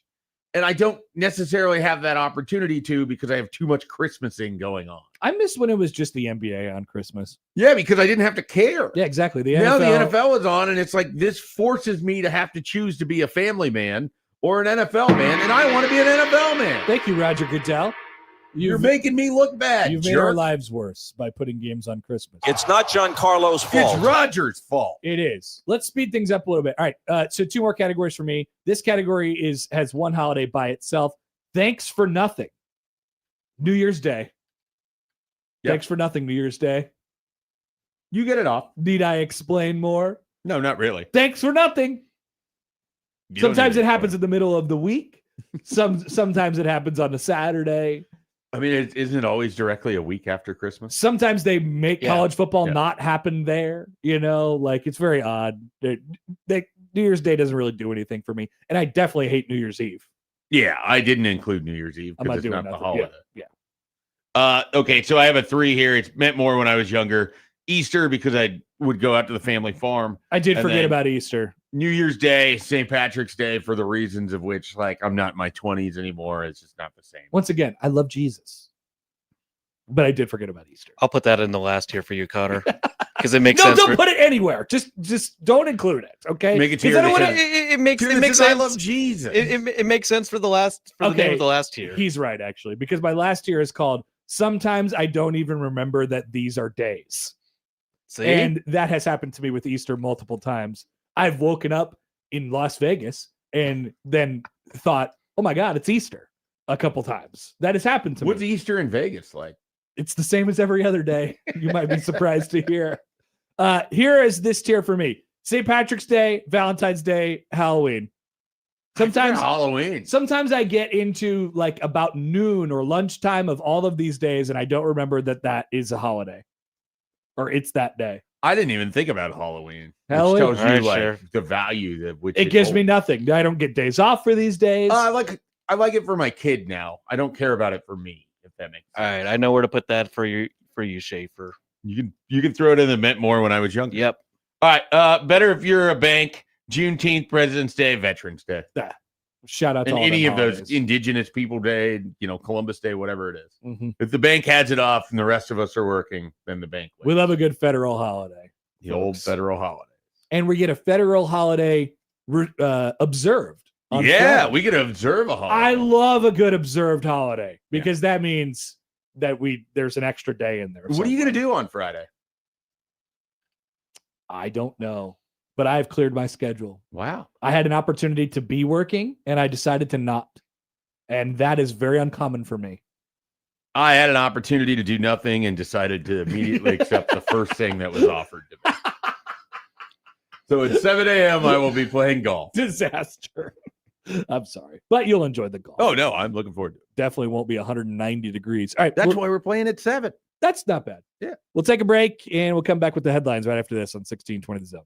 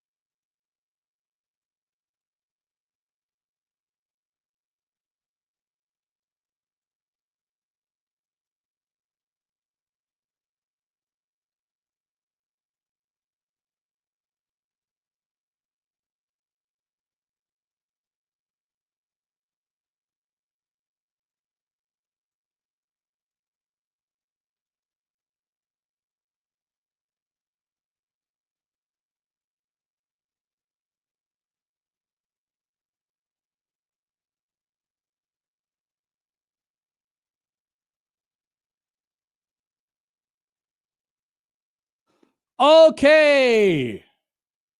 We got headlines. You got headlines. Joey's got headlines. I definitely do. Joey's are the ones that matter the most. Spooky discovery on mysterious Mount Shasta after horseback riders fall. Apocalyptic sounds summoning something. Okay. Apocalyptic sounds. I am interested. I would certainly not follow any of those while riding on horseback on Mount Shasta. But I am interested in why these people did that. There are thrill seekers everywhere. I am certainly interested. I want to know what was being summoned. Okay. Headline number 2, Mexican Batman vigilante wanted for chasing down suspected thieves and taping them to lampposts. Funny. We've had a lot of vigilante conversations. Yeah, it's people want to take matters into their own hands. That's where I would go. Oh, you want to go with number 2? I thought you were going to go to Mount Shasta. Well, normally, but I feel like we often get like 2 really good headlines together, and then you have to make the decision between the 2 of them. Well, that is. I would go vigilante, but if you'd rather go to the mountain, we can go to the mountain. All right, let's go to the vigilante. Mexican Batman vigilante wanted for chasing down suspected thieves and taping them to lampposts. This is from The Independent. Mexican vigilante known as Batman is being hunted by the police after he allegedly chased down suspected thieves and taped them to lampposts. At least 5 men were found taped and unable to move from lampposts over 10 days in the area of Lagos de Moreno in Jalisco, western Mexico, according to reports. Many of them were reportedly sporting mustaches, cat whiskers, and had ratero, the Spanish word for thief, scribbled on their faces by the anonymous crime hunter. Some of them also appeared to have been beaten up with bloody faces and visible cuts. The unknown vigilante was nicknamed the Batman of Lagos de Moreno by Mexican journalist Luis Cardenas after local media reported that they had become frustrated with the slow pace of local law enforcement and decided to take matters into their own hands. The first case was reported in the city of Lagos de Moreno on June 13th, but 4 other similar instances have since been discovered.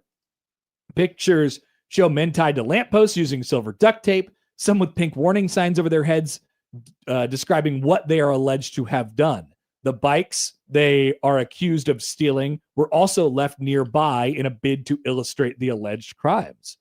The men were eventually cut free and released by local emergency services. Local police confirmed they are now in search of a suspect after Juan Pablo Hernandez. The state security secretary said police had recorded 5 such incidents. Where they're chasing after. They're looking for Batman now? Why don't they look for the criminals? You'll go on to see why. Salvador Gonzalez de Los Santos, a Jalisco prosecutor, told the Telegraph investigators are examining the cases. Said they are investigating alleged thefts by men, but that, quote, at this moment, they are victims because they had been unlawfully assaulted and restrained. No arrests have been made at this time.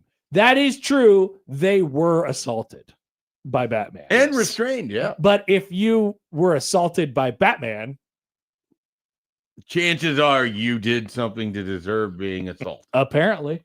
Yeah. That, like, the tape job. I mean, incredible. I don't know how. Is it possible that he, like, I don't know, did he drug these guys and, like, because I don't know how they got him taped to that lamppost. Well, and then what's their explanation for how they got overpowered? Like, they were just overpowered by one guy? Are they saying it's exactly one guy? Does this seems like it? Is he in a suit of all black? Is he catching them unaware? Is this possible that this is a bit? I don't think it's a bit. I can't think of it. I mean, these guys are willingly taped to the, like, if the only way that I would get taped to a lamppost is if I was going along with it. There would be no other way for me to get taped to a lamppost. I would be able to not get myself taped to a lamppost.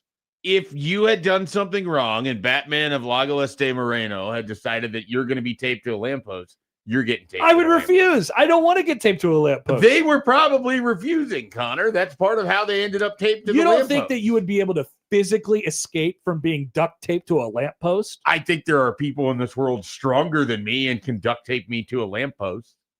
It's a lamppost and duct tape. It takes a lot of work for one guy to get the duct tape out and wrap your own leg. Chances are he's knocking these people out somehow. I think looking That's at what these I'm photos, wondering. Was he drugging them or was he punching them in the face? He chloroformed them or something. Okay, I don't know. now that is possible. Yeah, that is possible. I don't think it's a bit. That's where I'm at with it, though. So you think this Batman should be prosecuted to the fullest extent of the law? I hope I don't want them to find him if he's doing a service. I want to see if the story continues. Who else is getting taped to lampposts? I guess is sort of where I'm at here. There may be more.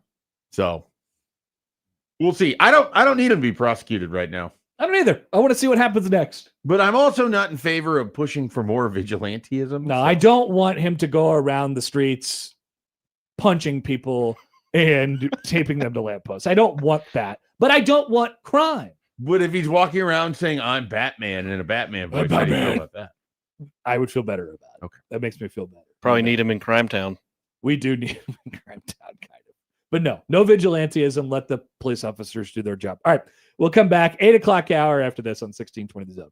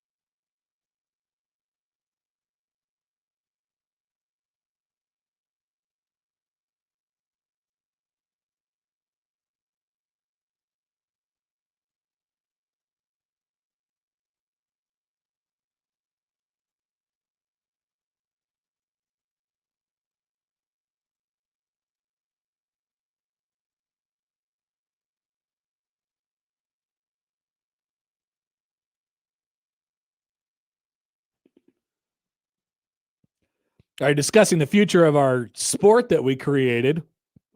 It's called lamp posting. So if you are being lamp posted, your goal is to escape. If you are lamp posting, your goal is to lamp post, which means you have to detain someone and duct tape them to a pole, a lamp post.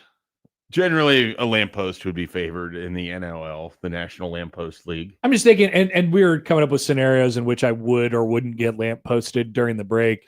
And we decided that if there was no guns or drugs involved. You decided that there was no guns. I decided this, yes. I think you could still get lampposted. Nobody lampposts me. Yeah. Not if there's no guns or drugs involved. I think it's a great opportunity. We can get this sponsored. People around the city can try to lamppost Connor. You have to detain me. Yeah, it has to just be one person. You can't work in groups. You have to detain me and while at the same time trying to wrap me in duct tape around this lamppost. I just think it's hard to do two things at once. You got your hands full if you're the lampposter. Yeah. I think if they just strike quickly, they could get you wrapped in a quick run of duct tape to have you confused, spin you a couple times, and then all of a sudden get you right up to the lamppost and start rapping.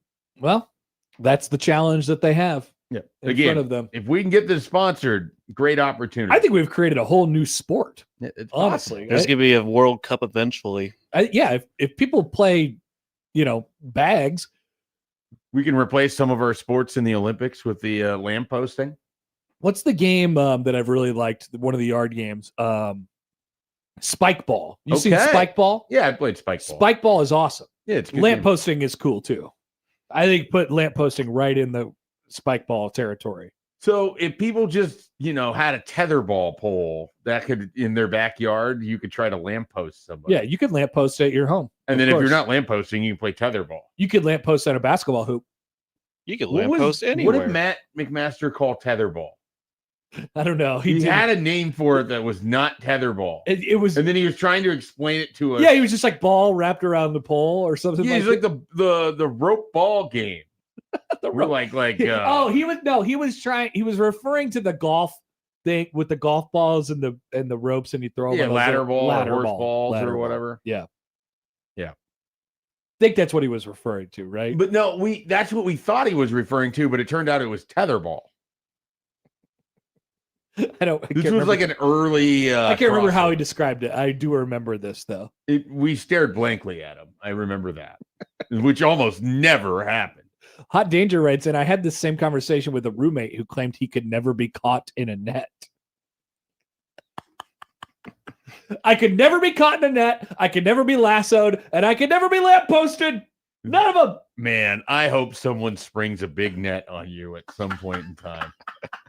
That would be awesome. If someone in the city just caught me, that would be impressive. Yeah. Like abductions, just a friendly catch and release. You think you're just walking into the press box or your radio booth to do some calls for Creighton that day. Turns out I'm walking into a big net comes down from the ceiling and lands on you. Gotcha! You're netted. This could be a mini game for the Creighton men's basketball games. Catching Connor. I like it. Think about it. This would be perfect. So this would attract a lot of fan engagement. What do?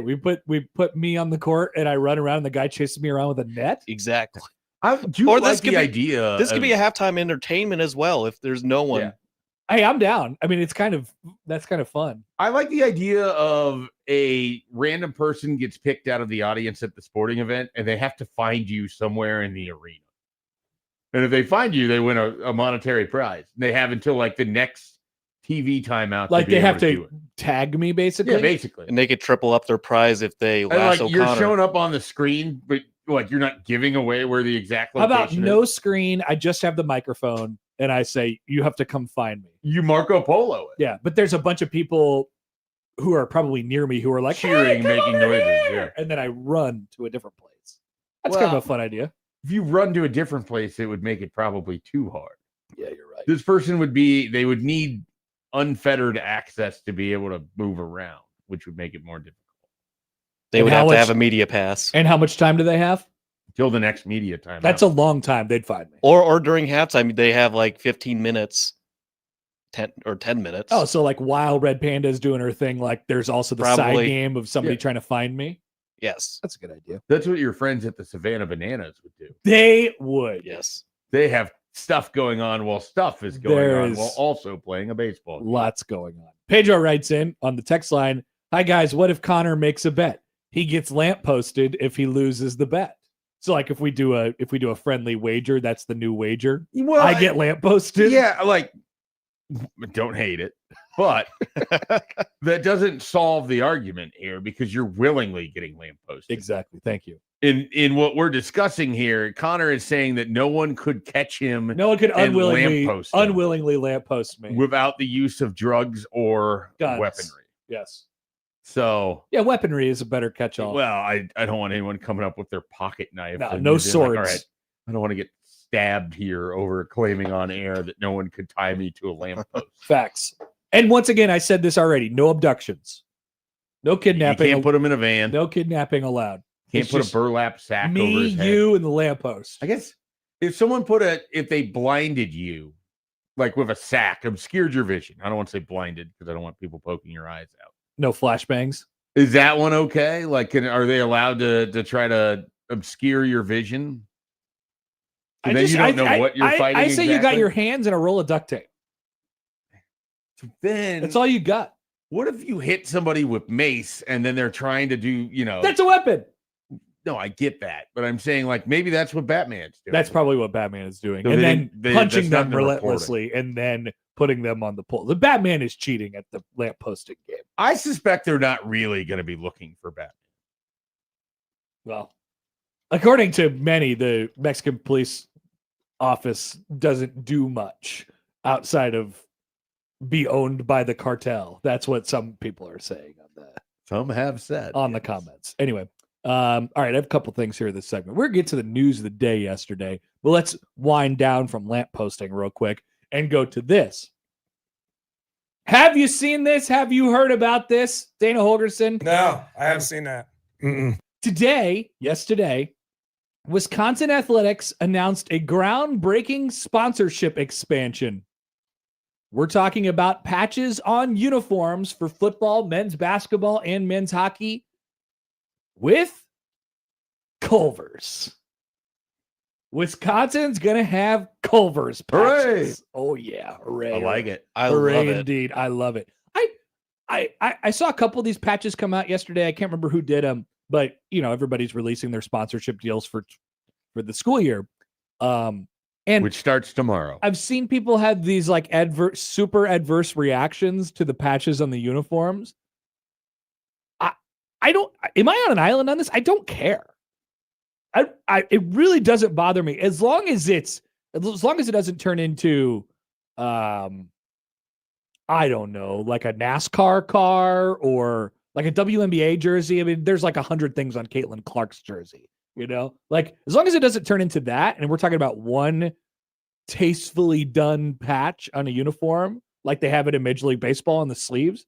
It doesn't make a difference to me at all. I am not against it. I don't care about the patches. I really don't. Like we're at the point where it's going to happen. It doesn't matter to me. My experience isn't ruined when I watch a Major League Baseball game and I see, the marathon logo that Cleveland has for the local gas station chain or something. Yeah. Do not care. Doesn't bother me. I move on with it. It's odd. Sometimes I wonder why there's a red patch on the Royals uniforms that says QT. But then I'm like, it's QT. And then I remember the Platte City QT. That's what I do. Joey, what's the caller want? Oh, he's not going to have post me. He's that could have been an idea, but no, he does not want to have Culver's again because of the sponsorship on Wisconsin Athletics. Oh no, you can't give up Culver's. He doesn't like Wisconsin. Culver's rocks. Wow, I've never thought about because if so and so is sponsoring him. I don't know if you don't want to be involved with it. That would be a horrible mistake by caller. Don't know if to take him seriously. I think he was joking, but you can't give it up. You can't. I mean, it's really good. You have to come to the understanding that even in Wisconsin, which some people view as a horrible, terrible state, they're terrible. They make great things, except for the Packers. At least some great things. The Packers, notwithstanding. Like they have good beer. They have Culver's. They have cheese curds. They have cheese curds. Yeah, no, cheese in general. And they got Door County. Cows. If Culver's struck a deal with the Packers, I don't think this would cause me to stop. Well, Lambeau Field might get a sponsorship change at their stadium. Culver's would be great. Culver's Field at Lambeau Field at Brett Favre, Aaron Rodgers Stadium. Bart Starr. Lambeau Field at Culver's Stadium. You could go with that, basically. Definitely would be that. Yep. I mean, whatever you got to do. It's beyond me caring at this point with the advertising. I agree. You even mentioned with the patches, like too many of them on the jersey. I don't even know that I care about that anymore. Oh, really? You don't care if they become like billboards with random sponsors everywhere? It really doesn't matter to me, I guess, ultimately. Some of the jerseys are going to look so bad anyways, they might as well cover some of it up with patches. So. Okay. I mean, on the WNBA jerseys, it's not patches. It's literal sponsorships. Sure. Like it says Fever, and then it says brand. Like they're in the more same. like the soccer. Right. We're talking about, you can tell that Wisconsin is Wisconsin still. They still got the big W in their entire uniform, except for there's a little patch on there that says Culver's. Ain't nothing wrong with that. Sign me up for that. I'm fine with that. And so this also paves the way for Nebraska to potentially work with a local. I wonder. A local Nebraska-based company or a company that sort of is Nebraska. I wonder. Does it involve pizza Nebraska or sauerkraut? I wonder if that could be one of them. I mean, or pizza kraut. This is. Runza certainly is the Culver's of Nebraska. Sure. You could go Amigos. You could go Valentino's. You could go. Who else would be local? Maybe Broncos wants to. Fairbury hot dogs. Who knows? Oh, Fairbury hot dogs. That makes sense. By the way, do we, as a state, do we owe Wisconsin some Runzas, like restaurants? I mean, we have all these Culver's here, and they're great. So I think we should probably send him back a Runza or two. There's very few Runzas outside of the state. I know. That's what I'm saying. There's one in Kansas City or in the Kansas City, Kansas side of things I can think of. There's probably like 5 or so in the surrounding states. I don't even think they go north to South Dakota. I think we got to send a couple Runzas. Okay, so there's a total of 6 according to Al. 2 of them in Iowa, 1 in Council Bluffs, 1 in Clarinda. 2 in Colorado, 1 in Loveland, and 1 in Denver. Wow. The 1 in Kansas is in Colby, and then the one's in Sioux Falls, South Dakota. Hey, if we got Sioux Falls has one, okay, I didn't know that. If we got a Runza in Sioux Falls and in Denver, I think we send a couple up to Madison. I say we send a couple Runzas up to Madison just to thank them for all their Culvers. Okay. And the Runza website also says there's one in Lawrence, Kansas. Wow, Lawrence, Kansas. Well, the one in South Dakota according to Runza is actually in Yankton, not in Sioux Falls. But that makes more sense because it's right over the border. There is one in Loveland, Colorado. Not seeing one in Denver. All right, I got a tweet here from Good Life Sooner who writes in, Random Mike is currently plotting on his chalkboard wall how he's going to lamppost you. He's going to lamppost you and Random then Mike would never lamppost me. He's going to lamppost you and then ask you questions from the Husker season that will. The women's basketball season. Probably. Schaefer's more likely to get lampposted by Creighton Andrew with all these Creighton takes. That is true. That would be funny if Creighton Andrew lampposted you. You'd be so annoyed by that. You would just stand there and ask about Creighton. Recruiting questions. That would be, I'm just like, who's the most annoying person to possibly lamppost you? I was like, Andrew, you should have shot me. I don't have any thoughts on Jackson McAndrew. I would have rather you brought your weaponry. Don't lamppost me. Stop welcoming me to the Big East. The lampposting is not designed to be torturous, right? It's just, hey, you need to sit here for a little while. But you're sitting this one out. In the case that Schaefer is bringing up, it could be torturous. That would be rough. That would be rough for sure. All right, there you go. Congratulations to Wisconsin on their beautiful new sponsorship. Culver's. Good lunch idea, by the way. We interesting. No, Severe sent me this the lobster hookup for today. I got the lobster plug. You want information, send me a too. DM. That too. All right. So Mitch Sherman is going to join us here in just a little bit. We do have to get to the news of the day yesterday, and it was unfortunately an arrest. Husker running back Makai Nelson arrested in Key West yesterday, according to the Monroe County Sheriff's Office records.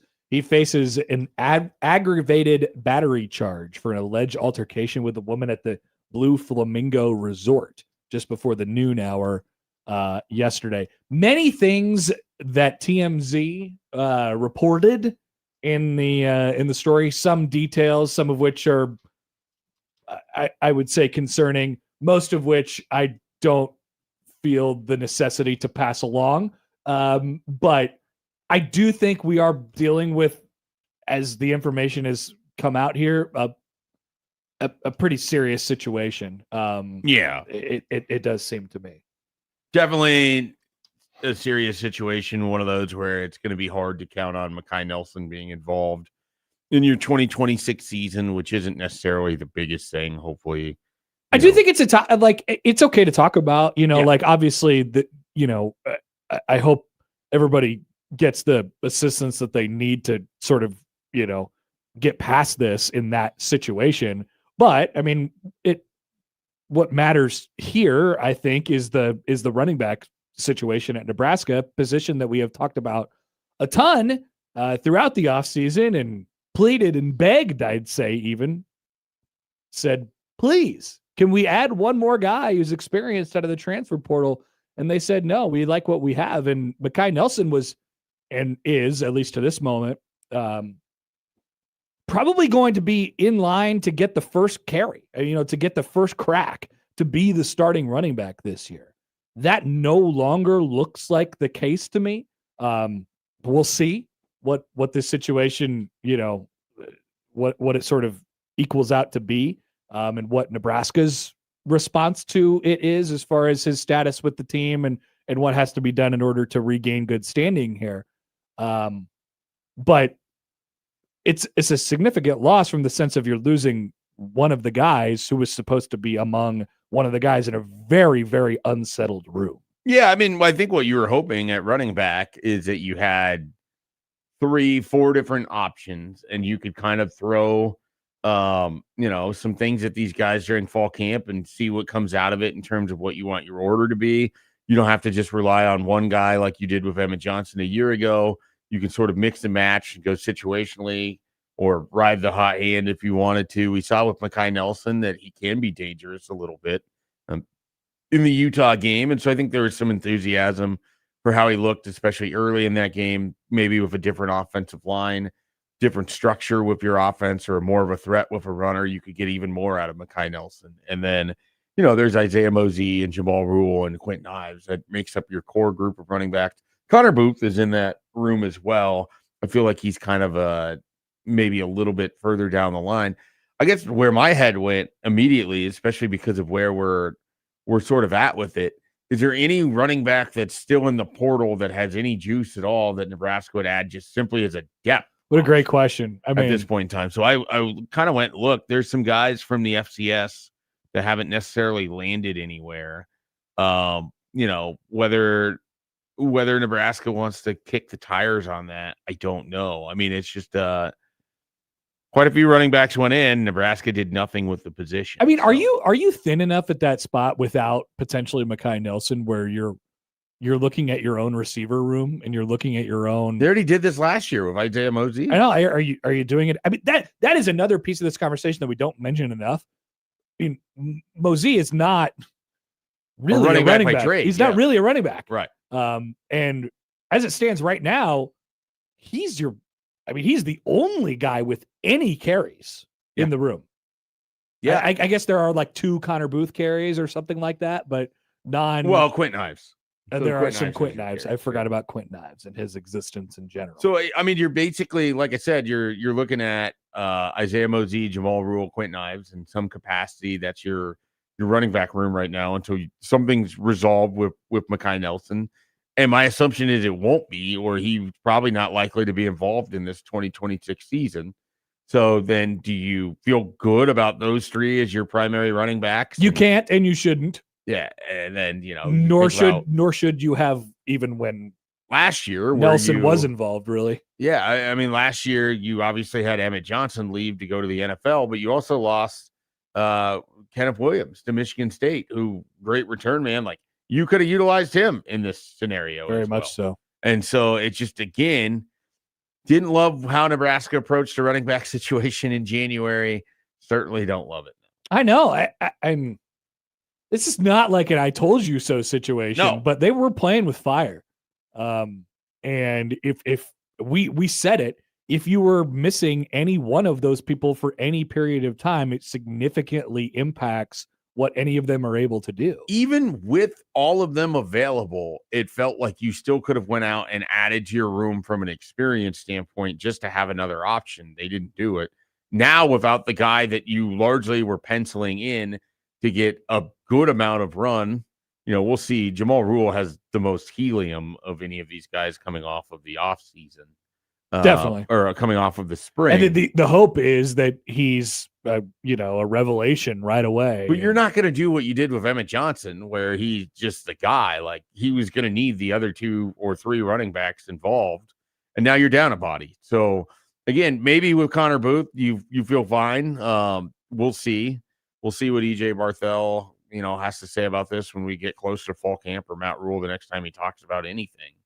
But yeah, the running back room was already a big question. Now it just feels like an even bigger one. Yeah. So we don't know. It honestly adds to me in a way where Anthony Calandria is going to probably end up running even more than he already was, which I don't love, because he is not a large man. You could lamppost him almost as easy. You think I could lamppost Anthony Calandria? You could not. Other people. You think Anthony the people Calandria that could definitely lamppost you can lamppost Anthony? Do you think Anthony Calandria can lamppost me? He'd be tough. He's not a big guy. I got some weight to throw around. Yeah. No, I mean, this is, I think, the place where the conversation eventually goes to. Like you said, the lack of, once again, this was the case before the issues with Nelson have popped up. You were worried about the running back. I am worried about the running back position. I have probably been one of the more vocal people, I guess, about this. Like, I don't like this. I don't like where you this and I is. have sort of been the ones pushing back on it, or pointing out, like, hey, the tenor of this had changed a lot in the spring. And we didn't feel like it should have. I thought they went out and maybe could have taken a harder crack at some guys in the transfer portal who they had the opportunity to sort of look at a little bit closer, and either didn't do that or didn't end up getting the guys that they really wanted, or didn't try hard enough, whatever it might have been. And where it ended up was you were in a spot where nobody really has production to their name. And now you are potentially going to be down one of those guys. We don't know exactly how it's going to shake out from a football perspective with Kai Nelson at this point. But either way, it was a situation that wasn't very settled, and it's very, very unsettled now. I don't know what happens next. And like you said, the natural reaction as far as how this actually works in a football game for Nebraska is you do need running production from somewhere. Yep. And there is the quarterback who has the run threat that is attached to him. Boy, that is a scary thought, because we have seen that work out to the worst possible extent for multiple quarterbacks over multiple coaching staffs over multiple years. Nebraska cannot get too dependent on the quarterback run. They have to be running back run oriented, and then add the quarterback stuff as an accent. And it right now, it looks like your quarterback might be your best runner. Your running backs need to be a threat. It's not just that you have guys that can stand on the field or do whatever, in that regard. Like, they need to be able to get the extra yards when you need it, or can make a guy miss in the hole and turn a 5-yard run into a 15-yard run, get you some chunks down the field. It's not just that they have the ability to line up on the field. It's that they can actually provide, not necessarily difference-making capabilities, but playmaking capabilities. Yeah. And that's where I'm just skeptical of what this is. Like, Isaiah Mosey after the catch was great last year. Isaiah Mosey on straight handoffs looked super uncomfortable because, again, wasn't a running back. Like, he transitioned to that. Maybe some of that changed this spring. We'll see when they play somebody in the fall. You get a 3-game runway. This is where the non-conference thing for Nebraska is actually pretty helpful. They get a chance to experiment with what they want at the running back spot and really kind of try to figure that out. Yeah, you better figure it out in a like less taxing environment, theoretically. Yeah.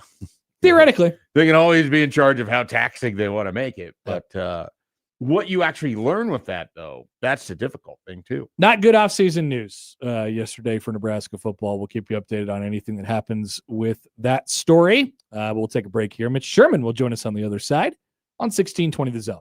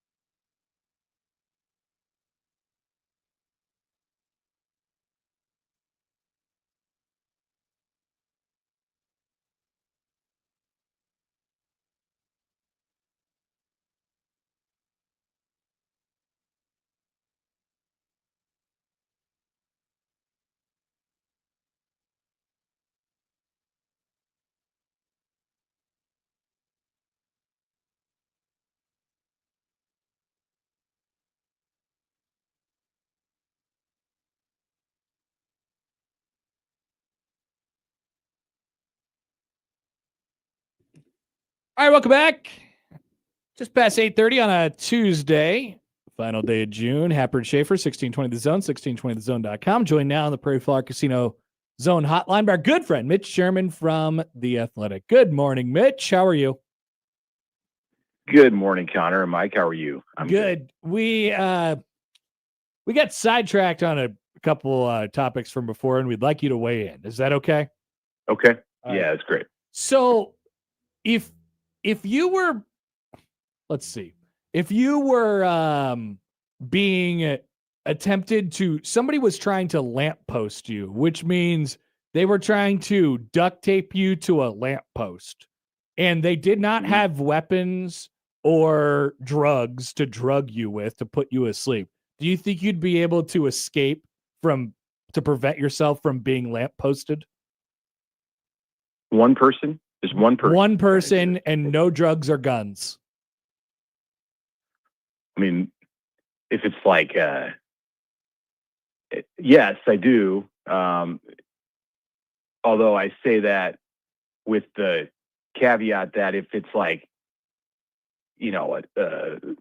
The Rock or something like that, that I might have some issues. But yes, I think that I would be. In most situations, you're reasonably confident that you couldn't be lampposted. I would not get duct taped to the lamppost. Yeah, I think that the leverage, the advantage there in escaping. If all you have to do is escape, exactly, then I think you're in good shape. That's what I'm saying. Even The Rock, I think, would have a difficult time with you, Mitch. Like, they have to do two things where all you have to do is just escape.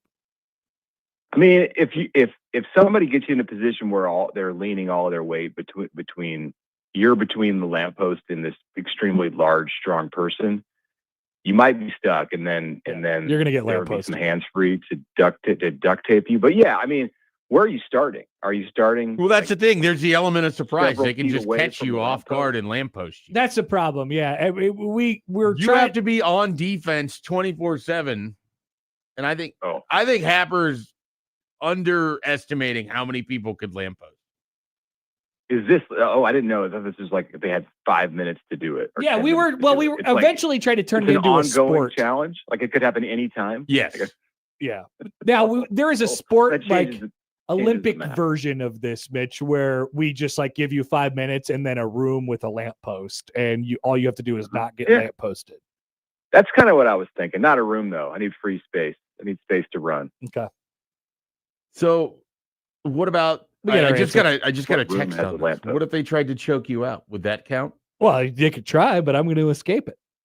They get you in a sleeper hold? Well, good luck. You have to get me in the sleeper hold first. Again, element of surprise.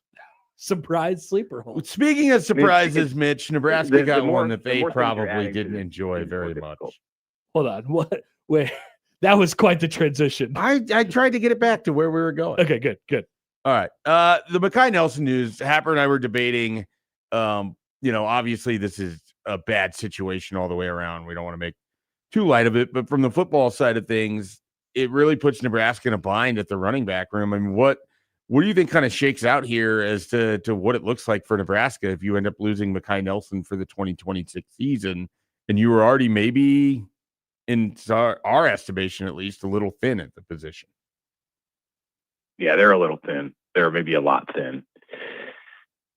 Yeah. Okay. So we're just moving to the place where the decision about his status is done. And if Mekhi Nelson's not available to Nebraska in 2026, then I think the first thing that you do when you get into preseason camp or even before then is you start to look at what other option you could possibly have on the roster. Who has played the running back position at a previous level of football? Is there a wide receiver? Is there a linebacker or a defensive back? Somebody where you have some position where you have more depth, a player that can help you. They don't need to be a traditional running back. This doesn't need to be somebody that you line up behind the quarterback and give the ball to 20 times a game. Like if somebody can help you in pass protection, if somebody can help you as a pass catcher out of the backfield from that spot in different formations, like you look at every option that you have. That's how dire I think it would be without a key piece like Mekhi Nelson.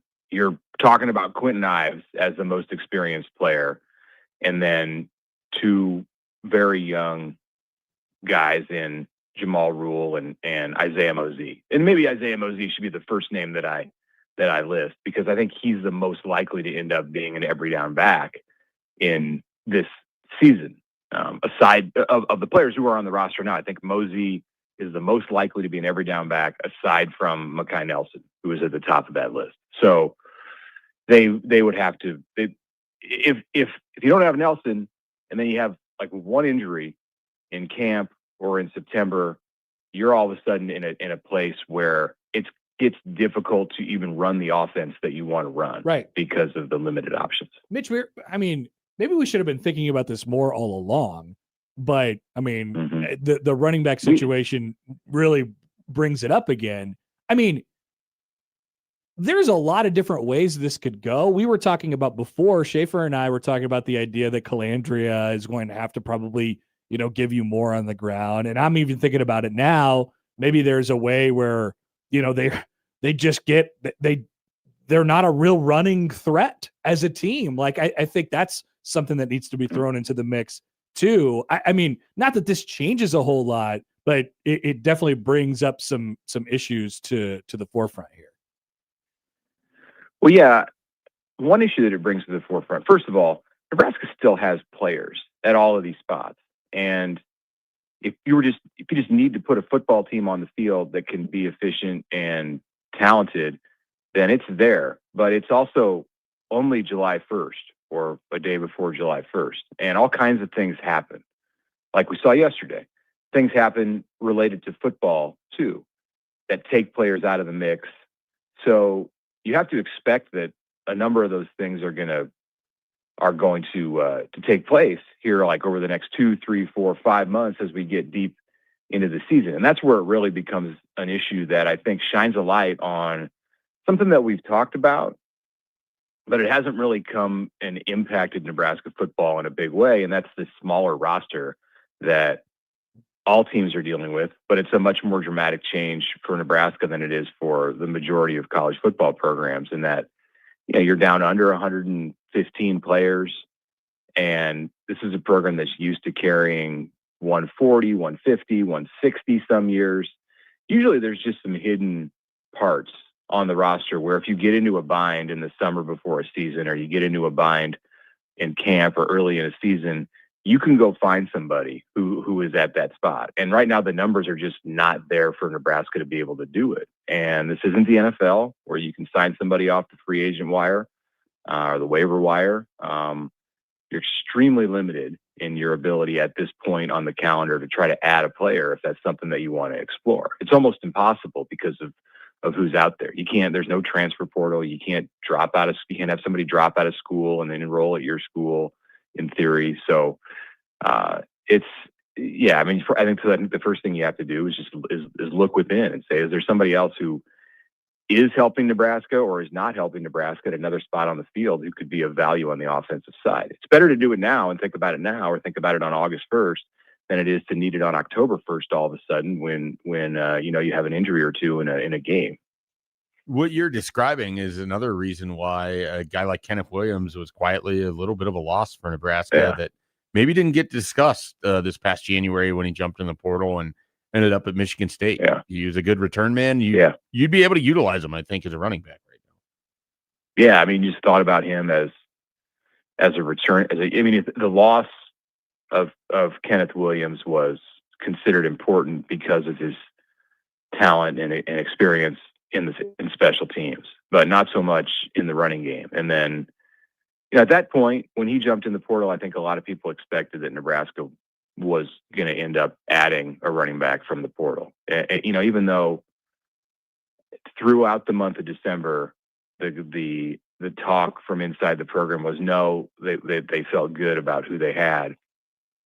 I still thought they would find a way to, at the end of it, add a player, and they didn't. They stayed true to what they discussed. What their strategy was from really after the Iowa game, and there were critics. I think I was a critic. I thought at the time that Nebraska needed to make a move and add a player from the portal at running back, and we'll see. We'll see when camp opens where they're at, based on this development with Makai Nelson. But it could be a really tough spot. Yep, no doubt about it. Mitch Sherman from The Athletic. All right, Mitch, we'll let you go a little early. We're out of time today, but thank you for commenting on our lamp posting situation, and do not get lamp posted. Yeah, I'll do my best. Stay alert. Thank you, Mitch Sherman. Right. Thank you. From The Athletic. I do not. It's a message for everybody. Don't get lamp posted. Be aware. I don't want to see any pictures of Mitch being lampposted in Gretna. No, nobody needs to be lampposted. And I should put out a Tom Amansky style lamp posting. Here's how to avoid being lamp posted video. Great graphic idea for Joey. You at a lectern with just like things behind you, and it says "Don't get lamp posted." Step 1: stay aware. Be alert. Be alert. I like this idea. Watch out for vigilantes. Just have Batman in the background. I think it's important. It's very important. All right, we're right at the hour. We'll see if we can get to a couple of your content questions. Mike and content. Yeah. After this on 1620 The Zone.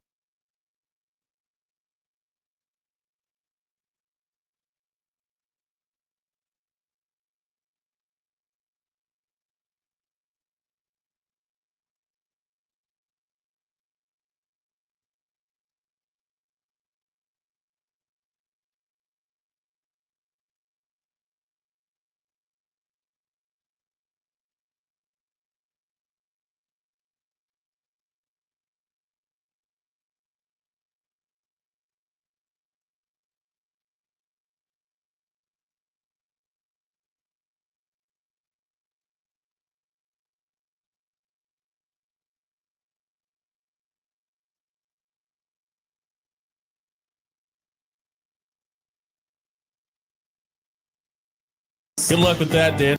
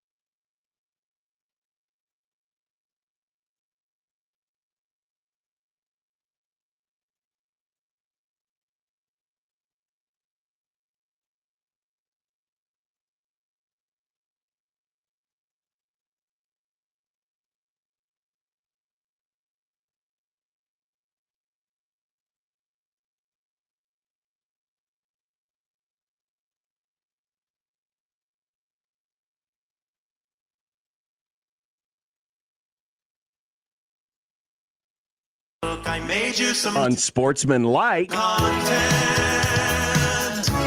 Unsportsmanlike content. Unsportsmanlike content. Content that's unsportsmanlike. Bit week. This is a weirdo. I don't know who those voices were. Gee, I wonder. But one of them sounded familiar on that voicemail we had last week. And I also don't know why the word unsportsmanlike is in front of it, but it's Mike and content. Yes. Yeah. Yes. Topics. I need topics. Feed me topics. Connor, Yes. the world's top tennis player, Jannik Sinner, survived the 5-set opening round match at Wimbledon on Monday. Just last month, he was bounced from the French Open in the second round, as the rest of the tour caught up with the Italian star. I don't know, but it's possible that he was never very good in the first place.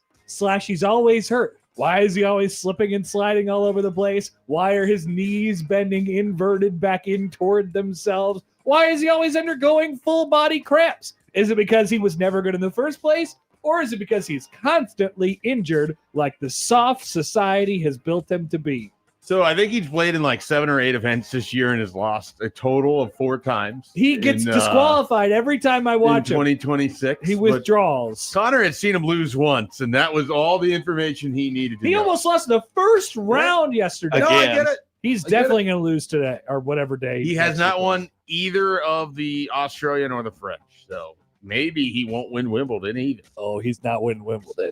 I think he's won a major the last 3 years, 4 years, maybe. Yep. Joey would have better guess. He's won a handful. He's not winning this one. Okay, I'll tell you that much. Proclamation Connor. Mm-hmm. We haven't talked about the NBA for a while. Embattled NBA guard Ja Morant was traded to the Portland Trail Blazers. I didn't see this. This is the first team Morant has played for other than Memphis in his career. Only 26 years old, but with a checkered last couple of years. Would you rather be the team moving on from Morant or the one acquiring him? Where you at with Ja Morant? I don't not want Ja Morant, but I definitely don't want Ja Morant to be my centerpiece. I'd say that. Kind of feels like he's going to be the centerpiece out there. And I mean, for Portland, a team that's actively not trying, that makes sense. I would like They've been doing pretty good. If I was a team that wasn't going to try, like their owners hate their team, like they're moving, right? That's what's going to happen. Portland? Yeah. Where are they going to move? I don't know. Some other team. Why would not the NBA Celtics allow anyone to move when they're adding 2 teams? I'm not sure. They don't want to be there and they don't care about it. From what it seems like. And so if I was a team that wasn't trying, sure, I'd take Ja Morant to be my top guy. I mean, that sounds like fun. It's a weird deal. Like Ja Morant seems like he's a good basketball player, but it doesn't seem like he plays enough basketball. He only played, I think, like half of the last 2 seasons combined. And so you're not getting a lot of basketball out of him. And then on top of it, there's a lot of other stuff. He's like one more gun violation away from a potentially long suspension with the NBA. He would not be eligible for lamppost games at all. We are not inviting him into the lamppost league. Not invited into the lampposting society. Yeah. I think I'd rather be the Grizzlies in this scenario. Moving on from Ja Morant, fresh start.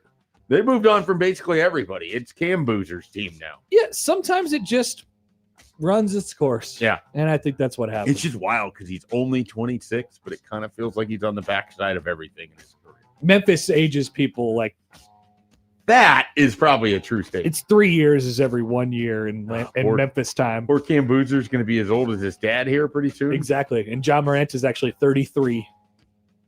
Sad.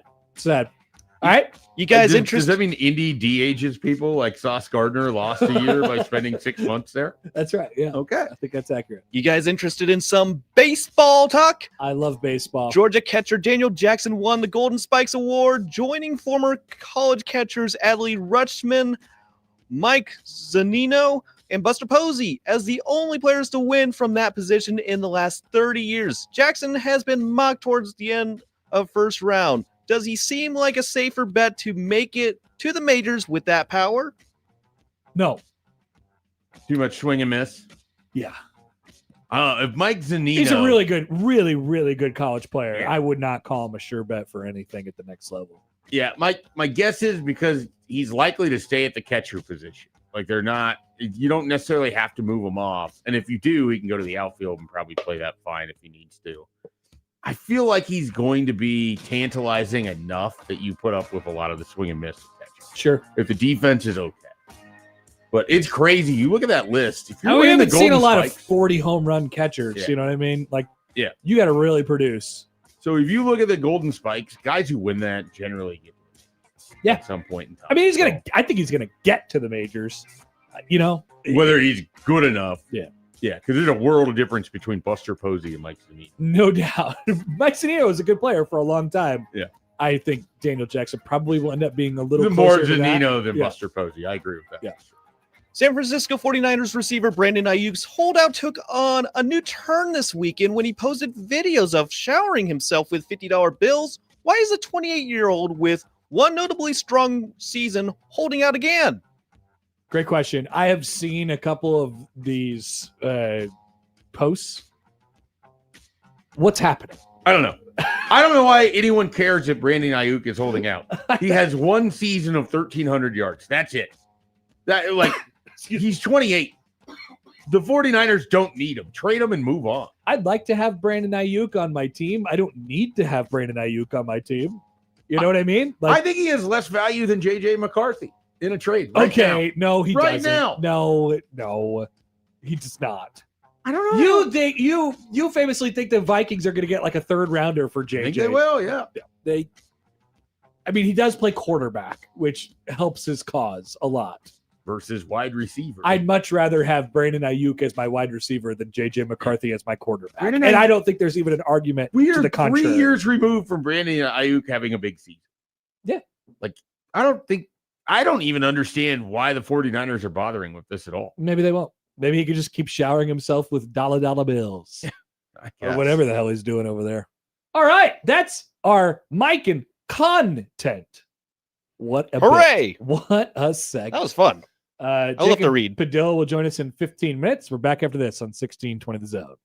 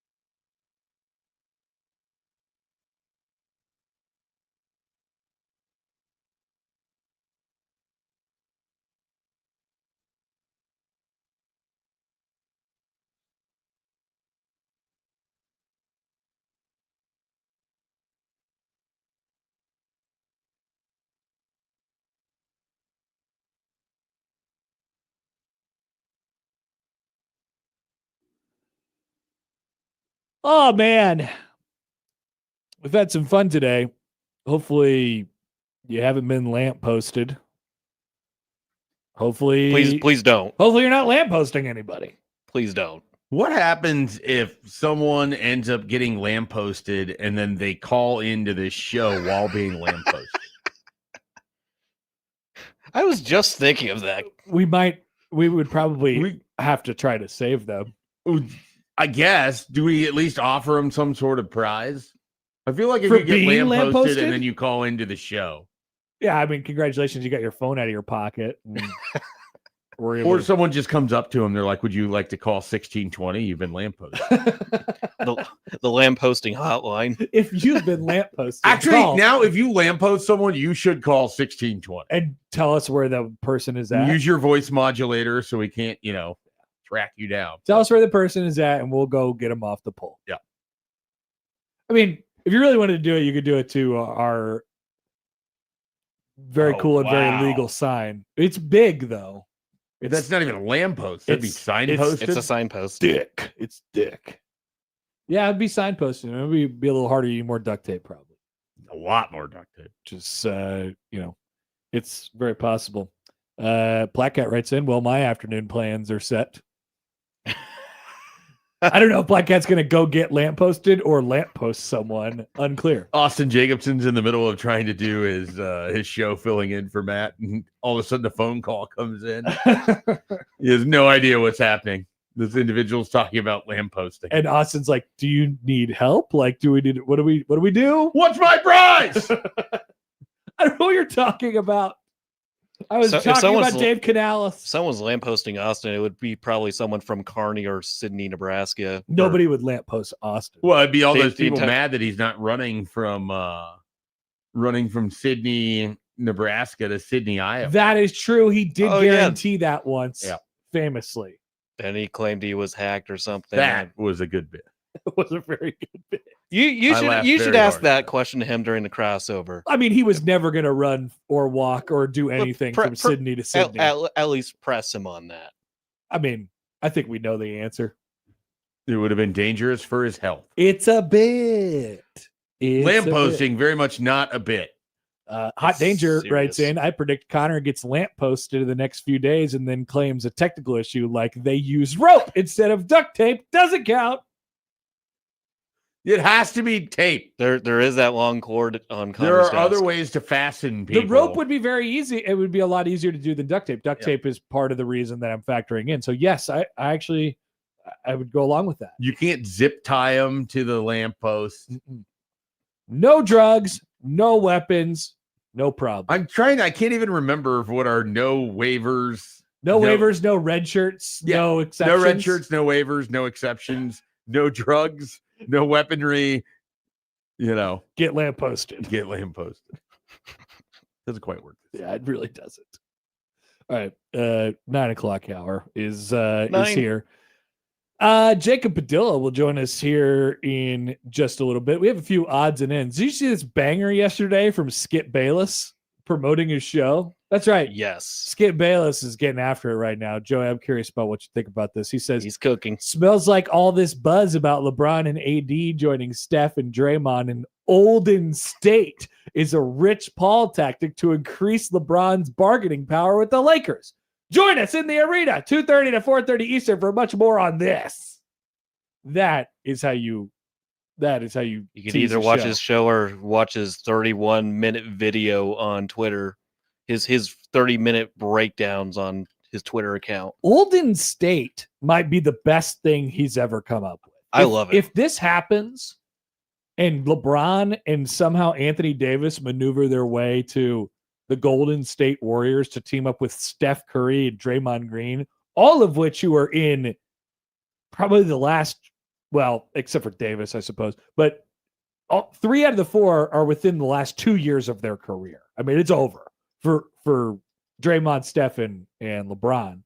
And Anthony Davis is just going to be there afterwards and then probably force his way out and end up on the Minnesota Timberwolves or something like that afterwards.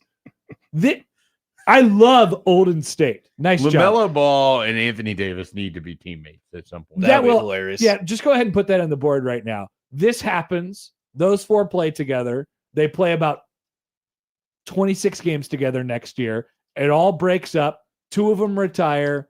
LeBron goes to Cleveland, and Anthony Davis goes to the Timberwolves. So put it on the board. Didn't the Warriors just sign Porzingis? Yeah, last year, and then they also got Horford as well, and I think he's exercising his right to sign a 2-year extension with them. Okay. So, and Horford's like 39. So they've got their Porzingis is late 20s. Can they actually like assemble this roster? Probably not.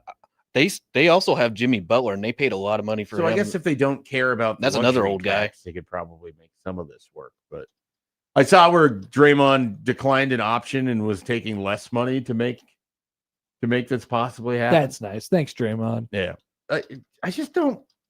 I don't know I don't know why LeBron would want to do this. Like, I thought LeBron it's a new adventure.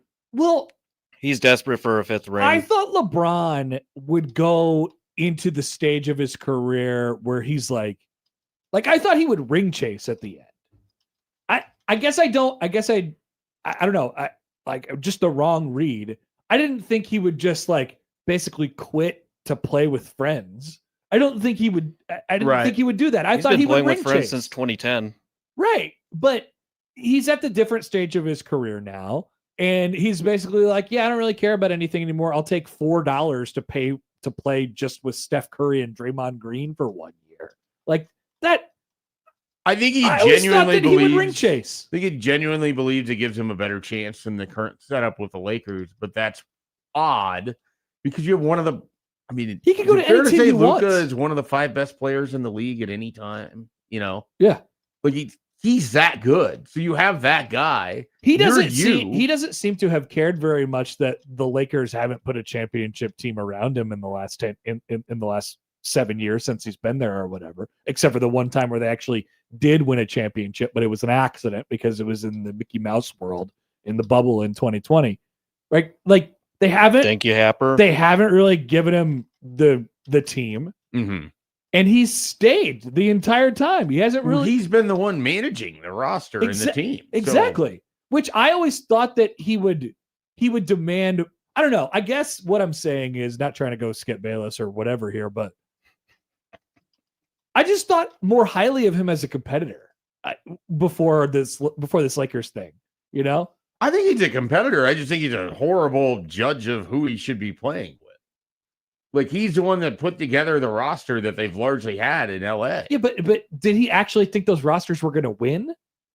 Because if the answer is yes, then correct. He's just a bad GM. They have a better chance if it was in the Eastern Conference, but in the Western Conference, it's not as a good chance. But I don't think that he put those. I don't think he orchestrated these rosters knowing that they have a chance to win a championship.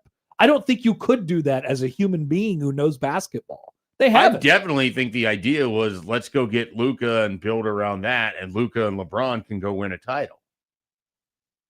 With who?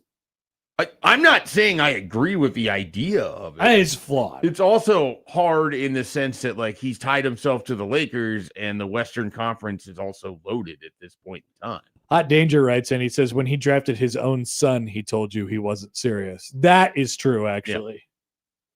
And again, he's the one in charge of that happening. I thought highly of LeBron. And now, I don't know. This whole end of the career thing is really, it's hurt. Like people don't, maybe he doesn't care about the whole legacy thing or who's better between him and Jordan or whatever it is. Like this has not helped his image. None of these guys at the end of their career help their image a whole lot. Now, if Jordan plays on the Wizards and is not remotely competitive in those regards. Correct. You have Kobe, who finishes out his career with the Lakers, where it's not particularly competitive, and he's stat chasing the entire time. No, but I appreciated Kobe because he stayed there. Yeah, sure. He stayed there his whole career. But what I'm saying is, like, it rarely ever has a storybook ending. Like these guys just like that's what it is when you're one of the all-time greats. I guess would you have more respect for him if he was ring chasing and he wasn't just I would be on the banana boat with I Steph? haven't lost like respect for him as a basketball player. I just think that he assembles horrible teams, which has largely kind of followed him everywhere, even before LA. GM. Now, if Golden State comes to fruition, is there going to be that grandpa smell at the Chase Center or whatever it is at San Francisco. They're actually going to put plastic over all the seats. Awesome. With all the old players there. Will be asked, all the season ticket holders will have to submit their birthday, and they'll get a $5 check from the Golden State organization on their birthday. Are they going to host senior discount or senior bingo nights? They'll have blue plate specials when they're early matinee games. This is good. If they're going to actually do this, they should definitely lean into it. Yeah. They should steer into the bet. Aging gracefully. Aging gracefully. That's been a segment. That would be stealing across where we don't discriminate on which bits we steal. Where their uniforms from the 60s. Idle chit chat tomorrow. We create a shut up Sipple? We should. I mean, it'd be fun actually to make those. I made them a few times when Jake was gone. Sure. What I always appreciated is that Jake just clearly had like a file of questions that he would go back to over time. It's a recycle. Because I'd be playing the game. It's like, oh yeah, we've had this before. Mm-hmm. I wanted to test Jake, I think, one time, and so I made my game, and I think it was just outside of his purview, outside of the circle. Yeah. By the way, before we get to Jacob here and ask him about my favorite tennis player, Yannick Sinner, a comment from earlier on the Equitable Bank inbox from Tom regarding our overtime segment. Mm-hmm. Connor, thanks for all the heartbreaking memories of Nebraska's futility in overtime games. What makes it worse, however, is the fact that Nebraska was very good in overtime pre-2015. Their record was 8-1. It says, I don't know where this is copied from, but we've been on the 0-8 streak since the last win in 2014. It started with the flea kicker game in Missouri to save the 97 season. We lost the clutch gene right after we joined the Big Ten. Even Pelini was 3-1 in overtime. Mind-boggling. Love the show, Tom in Omaha. They were 8-1 from the flea kicker game all the way up until that first overtime loss in 2015.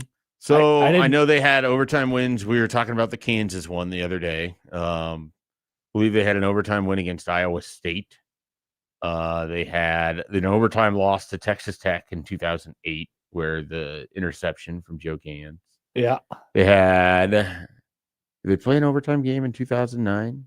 See, this is way more up your alley than my 2009. They I think what no 2000. I was thinking Texas Tech in 2008. Yep. They didn't play them as often as they have recently, or it doesn't feel like it. No, it doesn't. I mean, it doesn't look like it based on the stats that. I mean, if it was really 8-1 from 1997 until that'd be a 17-year stretch. Yeah, until they played 9, 2014. And this is a 12-year stretch where they are So I guess it is a similar 11-year stretch where they played 8. It's a pretty similar clip. Similar. I'm blanking on which games they played in overtime. I wouldn't know either. 2010, they had that one against Iowa State where Iowa State ran the. Yeah, that one I remembered. And then the Kansas one, we mentioned Colorado. Yeah. I'm like blanking on the ones that would have been earlier. I bet there were probably some in 12. Well, they played Notre Dame in overtime, right? Because that game at Notre Dame, they played in overtime. Mm-hmm. So that's one that they won. So we're at 4. Plus the flea flickers. Now we're at 5. I'm just like blanking on random games they would have played in overtime against other teams. Well, maybe that's tomorrow's research project. Overtime games that they were good at. When it went right. I feel like they haven't had a lot of games where they've had to play multiple overtimes. It seems to happen very quickly for Nebraska. That is a great question. When was their I mean, it certainly hasn't been any in the last 8. I guess their last multiple overtime game would have been 14, right? Yeah. That was double overtime. Yeah. But before that, I don't know. It usually does go pretty quick. It's either a complete disaster or it's great. And in the last 10 years, they love the drama. Disaster. All right. Somebody suggested earlier, by the way, too, that we add up all the defensive numbers for their overtime possessions as well. I could do that. I don't think we need to spend another segment on it. The crazy thing there is like the numbers will be tamped down because of the multiple times where teams had to do nothing before kicking a field goal. That's true. All they do is like center the ball. But what you could do is the numbers of when teams get the ball first, where they always scored a touchdown. It was almost always. I mean, I have it. I guess like it was the first play, except for the Wisconsin one where they had the 4th down. So we see Nebraska got the ball first in 15. I'll just do this real quick. 16, Wisconsin scored on 4 plays.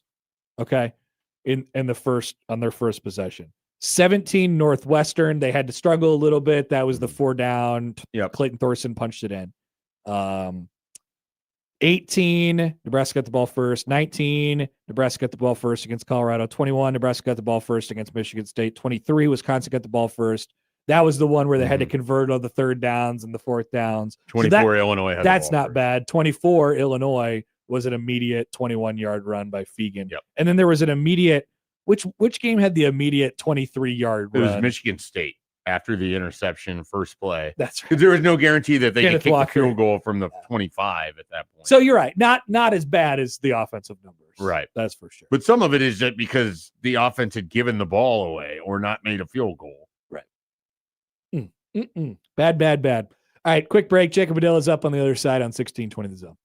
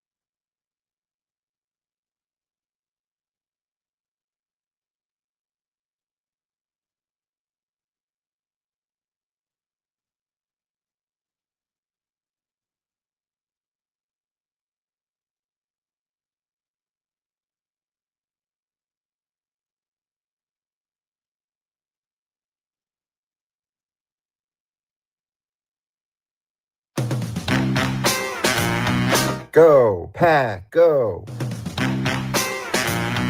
Go, Pack, go.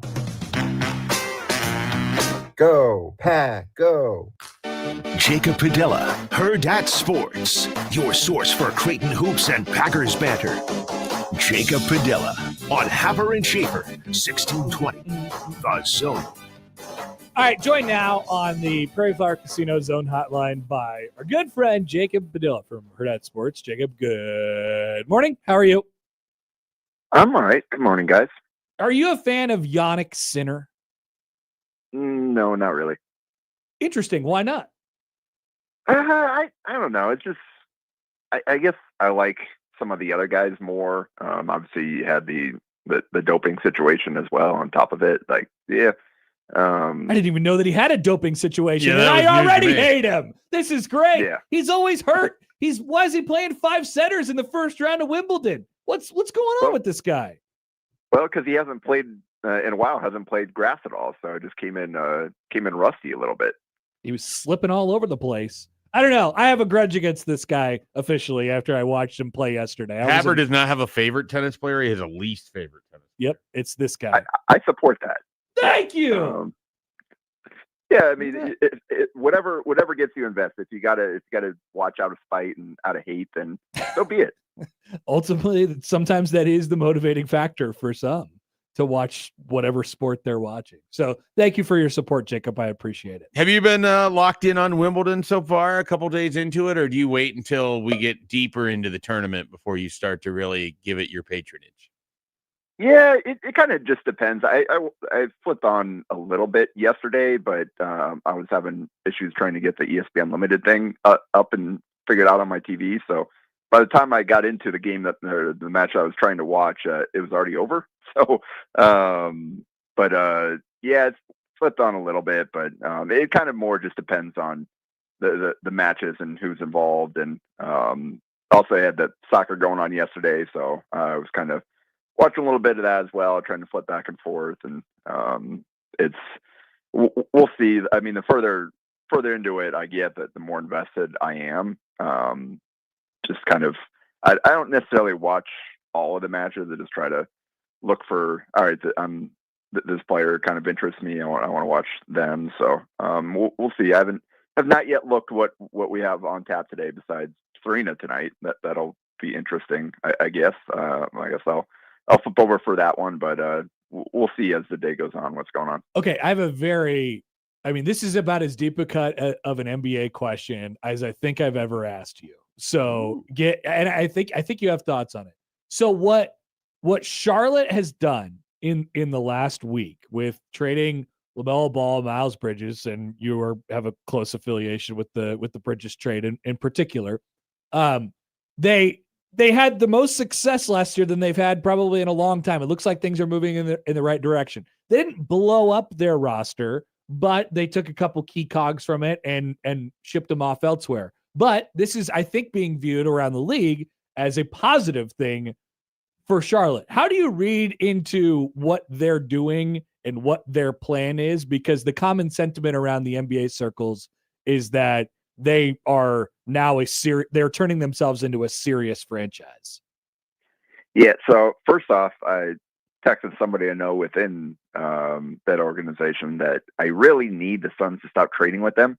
Like, please get fleeced every time. Just stop. No more. But on the Charlotte side, it's interesting. On the LaMelo thing, it kind of seems like, I don't know if that was coach, GM, or owner driven, but it just kind of seemed like they were ready to be out of the LaMelo business. And this was the first healthy season that he's had. And so they jumped on it to try to capitalize on that when they could. I also think that they probably looked at the success last year and, while happy about it and how it represented a step forward, they probably didn't think that it was something that would really go farther than it did last year. Right. Like, I don't know that they truly believe that they were ready to make a big leap into the next tier.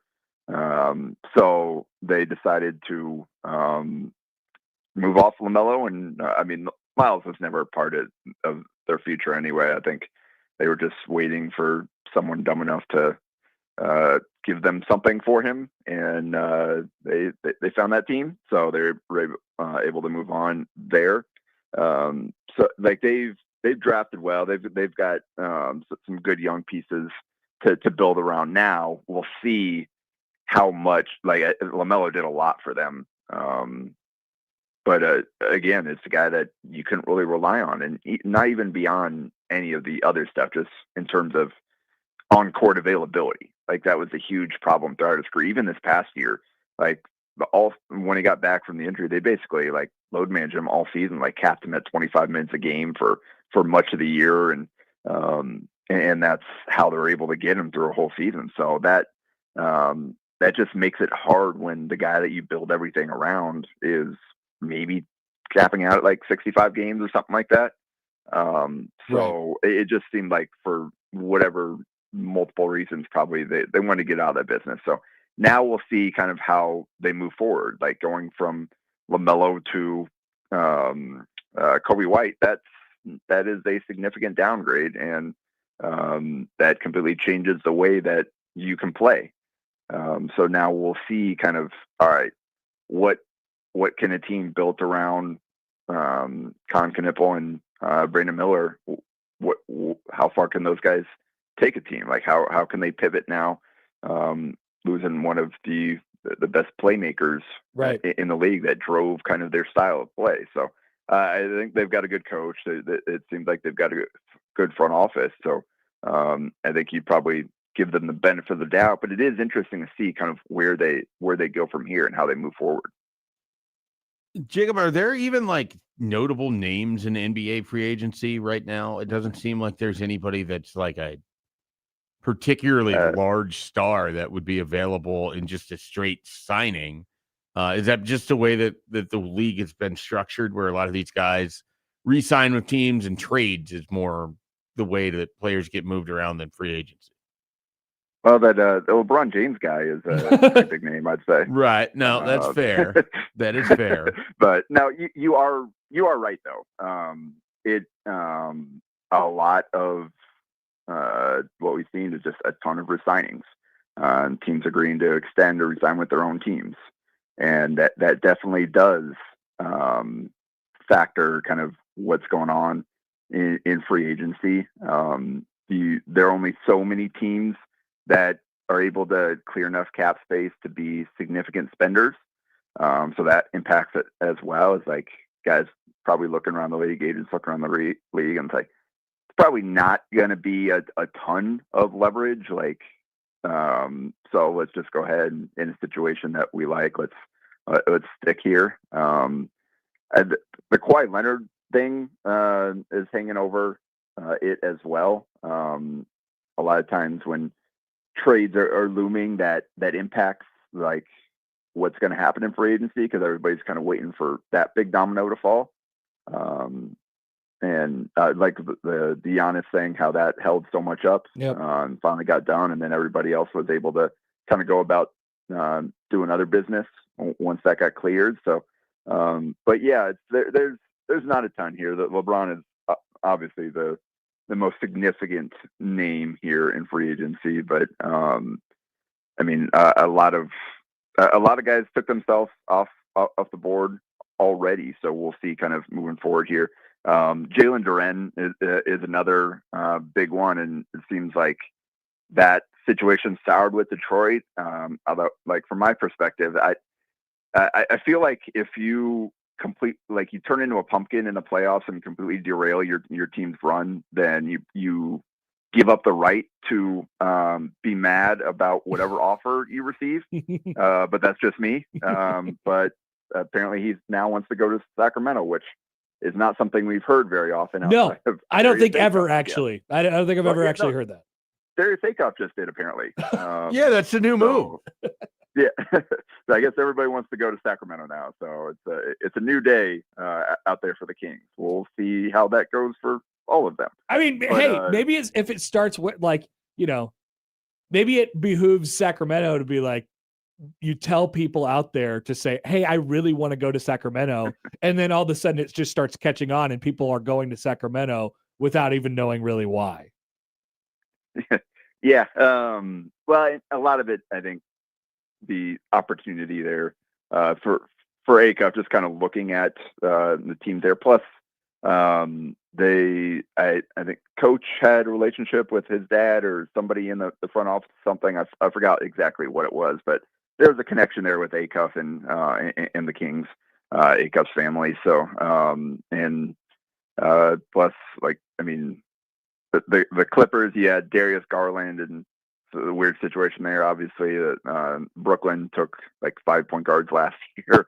I think he just kind of saw an opportunity in Sacramento where they're going to give him the keys to the castle. They're probably going to potentially maybe try to make some moves with those other guys, because right now it's a lot of guys that need the ball in their hands in Sacramento with the guys that they've still got hanging around there. So we'll see what happens moving forward. But yeah, it's so Durant, LeBron. I'm trying to think. Those are probably the most significant deals that we've seen out there. And then obviously the Kawhi thing back to Toronto seems to really be moving forward, which is still kind of weird with the aspiration deal hanging over everything. Like, Toronto, you feel comfortable? Like, I guess I have no idea what, if anything, is going to come out of this, but it did seem like that would be a something that prevents any kind of movement, because you don't, as a team trying to acquire him, you don't know what's going to happen there. But I don't know, maybe they've gotten some indication that whatever happens, that it's not going to result in Kawhi tearing up his contract and not being able to re-sign with whoever he's with. I don't know. We'll see moving forward. But those are probably the kind of big names here as free agent starts, both on the trade market and looking to sign deals. Actually, you know what, Jacob? I have one more quick one for you. Have you, as we change directions completely, have you seen much of Trey Taylor since he's been around and on the 7-on-7 circuit? You were at the 7-on-7, the NAB Preps one, right? Yeah, our tournament those 2 days was the first time, the only time I've seen him this far. I haven't gone out to passing league or anything like that. I'll leave that to my buddy Mike Sauter. He can hit those things up. But yeah, I was really impressed with what I saw during those 2 days at our event. I mean, like, you compare it to some of the local talent that we have around here. I mean, what does it look? I mean, it's not like there's there's some good players, and specifically another good quarterback in the Metro as well. I mean, does it look like it's gearing up to be a pretty interesting fall with all those guys around? Yeah. I actually wrote about those two after our tournament. Talked to both Trey and Brilliant Warren at Westside. Those two guys ended up dueling it out in the championship game, which not a surprise to anybody going into it. The reason Mike put them on opposite sides of the bracket.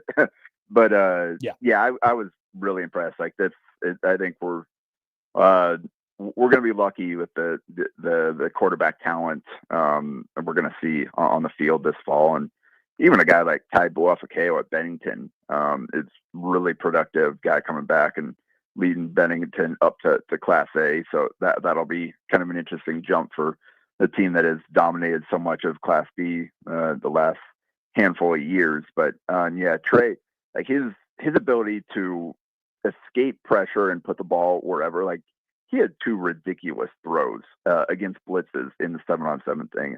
And you get 1 blitz per game, per team in our tournament. So teams try to be really strategic when they send guys. And we got a couple clips out of there, but one just basically sprinted all the way around the field. And it's, a lot of this isn't going to necessarily work in 11-on-11 in the same way, but he like sprinted basically in a giant circle around the entire field and then threw back across his body over the top of the defender. And his receiver went up and got it for a touchdown. And then he, another one, avoided the blitz and threw a strike to Tay Ellis for a game-winning touchdown in the quarterfinals. So just kind of all the tools, like he's got everything that you want in a quarterback. He's got the legs to both evade rushers and pick up some yards when he needs to. He's got good size, and the arm can kind of put the ball wherever he wants on the field. And saw some touch throws as well, kind of throughout those 2 days. So I think between him and Braylon Warren, obviously really talented as well, has done well for himself on kind of some of the same, like the Elite 11 circuit and those things. And I know Missouri fans are happy to have him, and so it's gonna be fun. I think so too. This fall, just seeing those guys out there and tossing ball all over the yard. No doubt. Should be a fun, exciting late summer and fall around here. All right, Jacob, we'll let you go. As always, appreciate you stopping by. Have a good rest of your week. Sounds good. Talk to you guys later. Jacob Padilla from Herd at Sports, all around the metro. Last night I saw him, Jacob was tweeting about some G-Pack basketball. Oh, wow. I was like, dude, let's go. Because he was fired up. He was like, G-Pack basketball, don't sleep on it now. It kind of rocks. I heard he's getting into soccer so much that he might get involved with the high school soccer coverage. Interesting. Is what I was hearing on 1620's airwaves. Another thing to add to the coverage palette of one Jacob Padilla. So that's what I was hearing yesterday with the midday show. Fascinating. Well, we'll get more on that when Austin joins us for the crossover. But I am a man of my word, so I do want to do this today because I told you that I would. Would you like to go to the Ocon Expo? Call right now, 402-951-1620. We have a 3-day pass for you. If you are caller, let's do 3 again.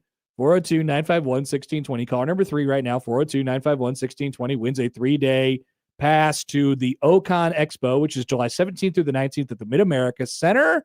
Awesome celebrities, vendors, artists, panels, games, a ton of stuff going on. Kids and 12 and under get in free with a paid adult. You can be a paid adult if you just call right now, 402-951-1620. Call number 3 gets a free pass to the Ocon Expo. Back after this to round things out on 1620 The Zone.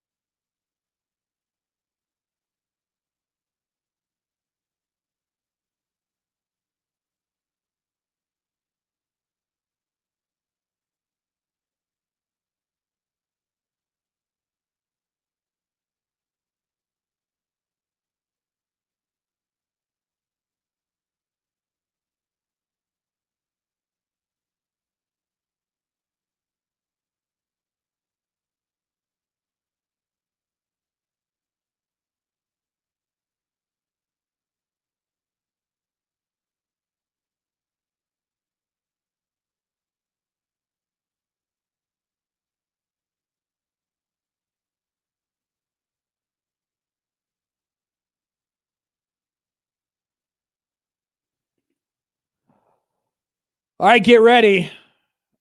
Memorial Stadium. People were saying on the internet yesterday that Memorial Stadium is now more of a concert venue / entertainment venue than a football venue. And this actually might be true. If you count up all the Savannah Bananas / concerts / things that happen in Memorial Stadium compared to the amount of football games, 8, I believe, we could be very close. There could be an argument for this. I think is it 7 for this upcoming year? 7 events, 7 home games. Are they 5 on the road? Well, didn't they add the extra home game because they killed the Tennessee thing? Or well, they have, but they play 4 conference games at home and then 3 non-conference games. So they're at 7 for this year. Okay, there you go. 7. So 7 versus you've got. Are there 7 more Canadian events? Ragweed and the Turnpike? Wow, I'm amazed that you remembered those words. Yeah, though I am familiar with those. Oh, bands. Okay. So they're playing in August, the weekend before the season starts. Forgot about that. Thank you. And then Savannah Bananas. 2. The guy playing after the North Dakota game, Scott Cole Swindell. Scott Swindell. Very close. Greg Swindell, former reliever, coming in to play a set. Not Scott, but Cole. Zach Bryan? Yes. That's it. No. Fake Top Golf. Okay, so we're at 5. There's got to be more, right? We had to use Top Golf to get to 5. Well, Fake Top Golf counts as an event, right? Yeah, it's an event. Yeah, it's an event. I think it firmly counts on the list. Okay, yeah. I think there's a big difference between it and everything else on the list. But. Definitely. It's not, they're not playing to sell out crowds or anything like that. But it is an event. There's got to be a couple more concerts. I mean, you could do you want to throw in some 7-on-7 events that never happened? Battle of the Boneyard. Oh, Plaquette says volleyball day. Now that doesn't count because that didn't happen this year. Right. We're only talking about 2026. I was just looking for the ammunition for people to say that it is more of a I think multi-purpose it falls just venue. short. It's 7-5 Dang right it. now. Doesn't mean that things can't pop up. It's still a football stadium for now. Much like with the rail yard, they can turn it into an ice skating rink after the season ends. That's a fun idea. And then you'd be up to 6. We suggested turn the whole thing into a pool or a foam pit earlier. Yeah. So, Hey, that's got potential too. The multi-time country music award winner and Grammy-nominated artist Swindell has established himself as one of country music's most consistent hitmakers. Dubbed a proven hitmaker by Rolling Stone, he has earned 14 number 1 singles as both a recording artist and a songwriter. His success has been driven by chart-topping hits that have dominated country radio and streaming platforms, including, you ready for this? She Had Me at Heads Carolina. Is that just a spinoff of Heads Carolina? They Tales were debating California? this yesterday. Apparently, it is a cover, or it is a song referencing another country song that was Heads Carolina, Tales California. Yeah. So that's what it's in reference. Okay, it's Jody Messina. That song rocks. Okay. And I can't imagine that the Cole Swindell one is very good, but maybe, you never know. I like the idea, though, a sequel song. Okay. It's a great idea. You Should Be Here. I don't know what that's in reference to. Middle of a Memory, Break Up in the End, Chillin' It, and Ain't Worth the Whiskey. I know 3 of those. Ain't Worth the Whiskey, You Should Be Here, and Chillin' It. No, not Chillin' It. What was after You Should Be Here? Middle of a Memory. Yeah, that one. I think some of these were written and done by Luke Bryan, but written by Cole Swindell. A song title always looks really odd when you're just reading it. If you don't know the song and you don't know immediately the tune to the song titles look really dumb on paper. That's almost universal. I believe that with all music. And that is certainly the case with Cole Swindell's song. Yeah, I definitely know the You Should Be Here in Middle of a Memory. If you get a ticket to that was peak highway listing time. If you get a ticket to the North Dakota game, you can go to the concert for free, or you could buy a $75 floor ground ticket, I suppose. Does that give you standing room access at Memorial Stadium? You get to go on the field, I suppose. Yeah, but do you get to go to the game beforehand? Single game ticket sales begin on Tuesday with tickets to the North Dakota game and post-game concert available for $75. If you're getting a floor spot for Cole Swindell, you should get the standing room only spot in Memorial. Only Stadium. fans who have purchased tickets to the Nebraska-North Dakota game will be eligible to purchase a concert field pass. Field passes for the post-game concert will be sold beginning in July at some point. So no, nobody that's going to the game. You basically have to be at the game. You got to go to the game. I saw Matt was worried about the sellout streak. I don't know that there would be a band that I would deem it necessary to spend an additional $75 to then be able to go on the field. Billy Joel, I'd be fired up. Would you pay the extra $75 to just go stand on the field? Probably not. Because you're already in. You already have a spot. I don't know that the ticket, just to correct myself, I don't know that the tickets are going to be $75 to get on the field. It's $75 for the ticket to the game, plus you get access to the concert. I don't know what the extra field passes will be or if they will cost. The way it seemed to me is it sounds like it'd be $75 to get the field. That is the way I explained it, but I don't believe that is correct. I apologize. All right. That is going to do it for us today on the show. We appreciate you guys listening as always. Time for a crossover coming up with Austin right after this.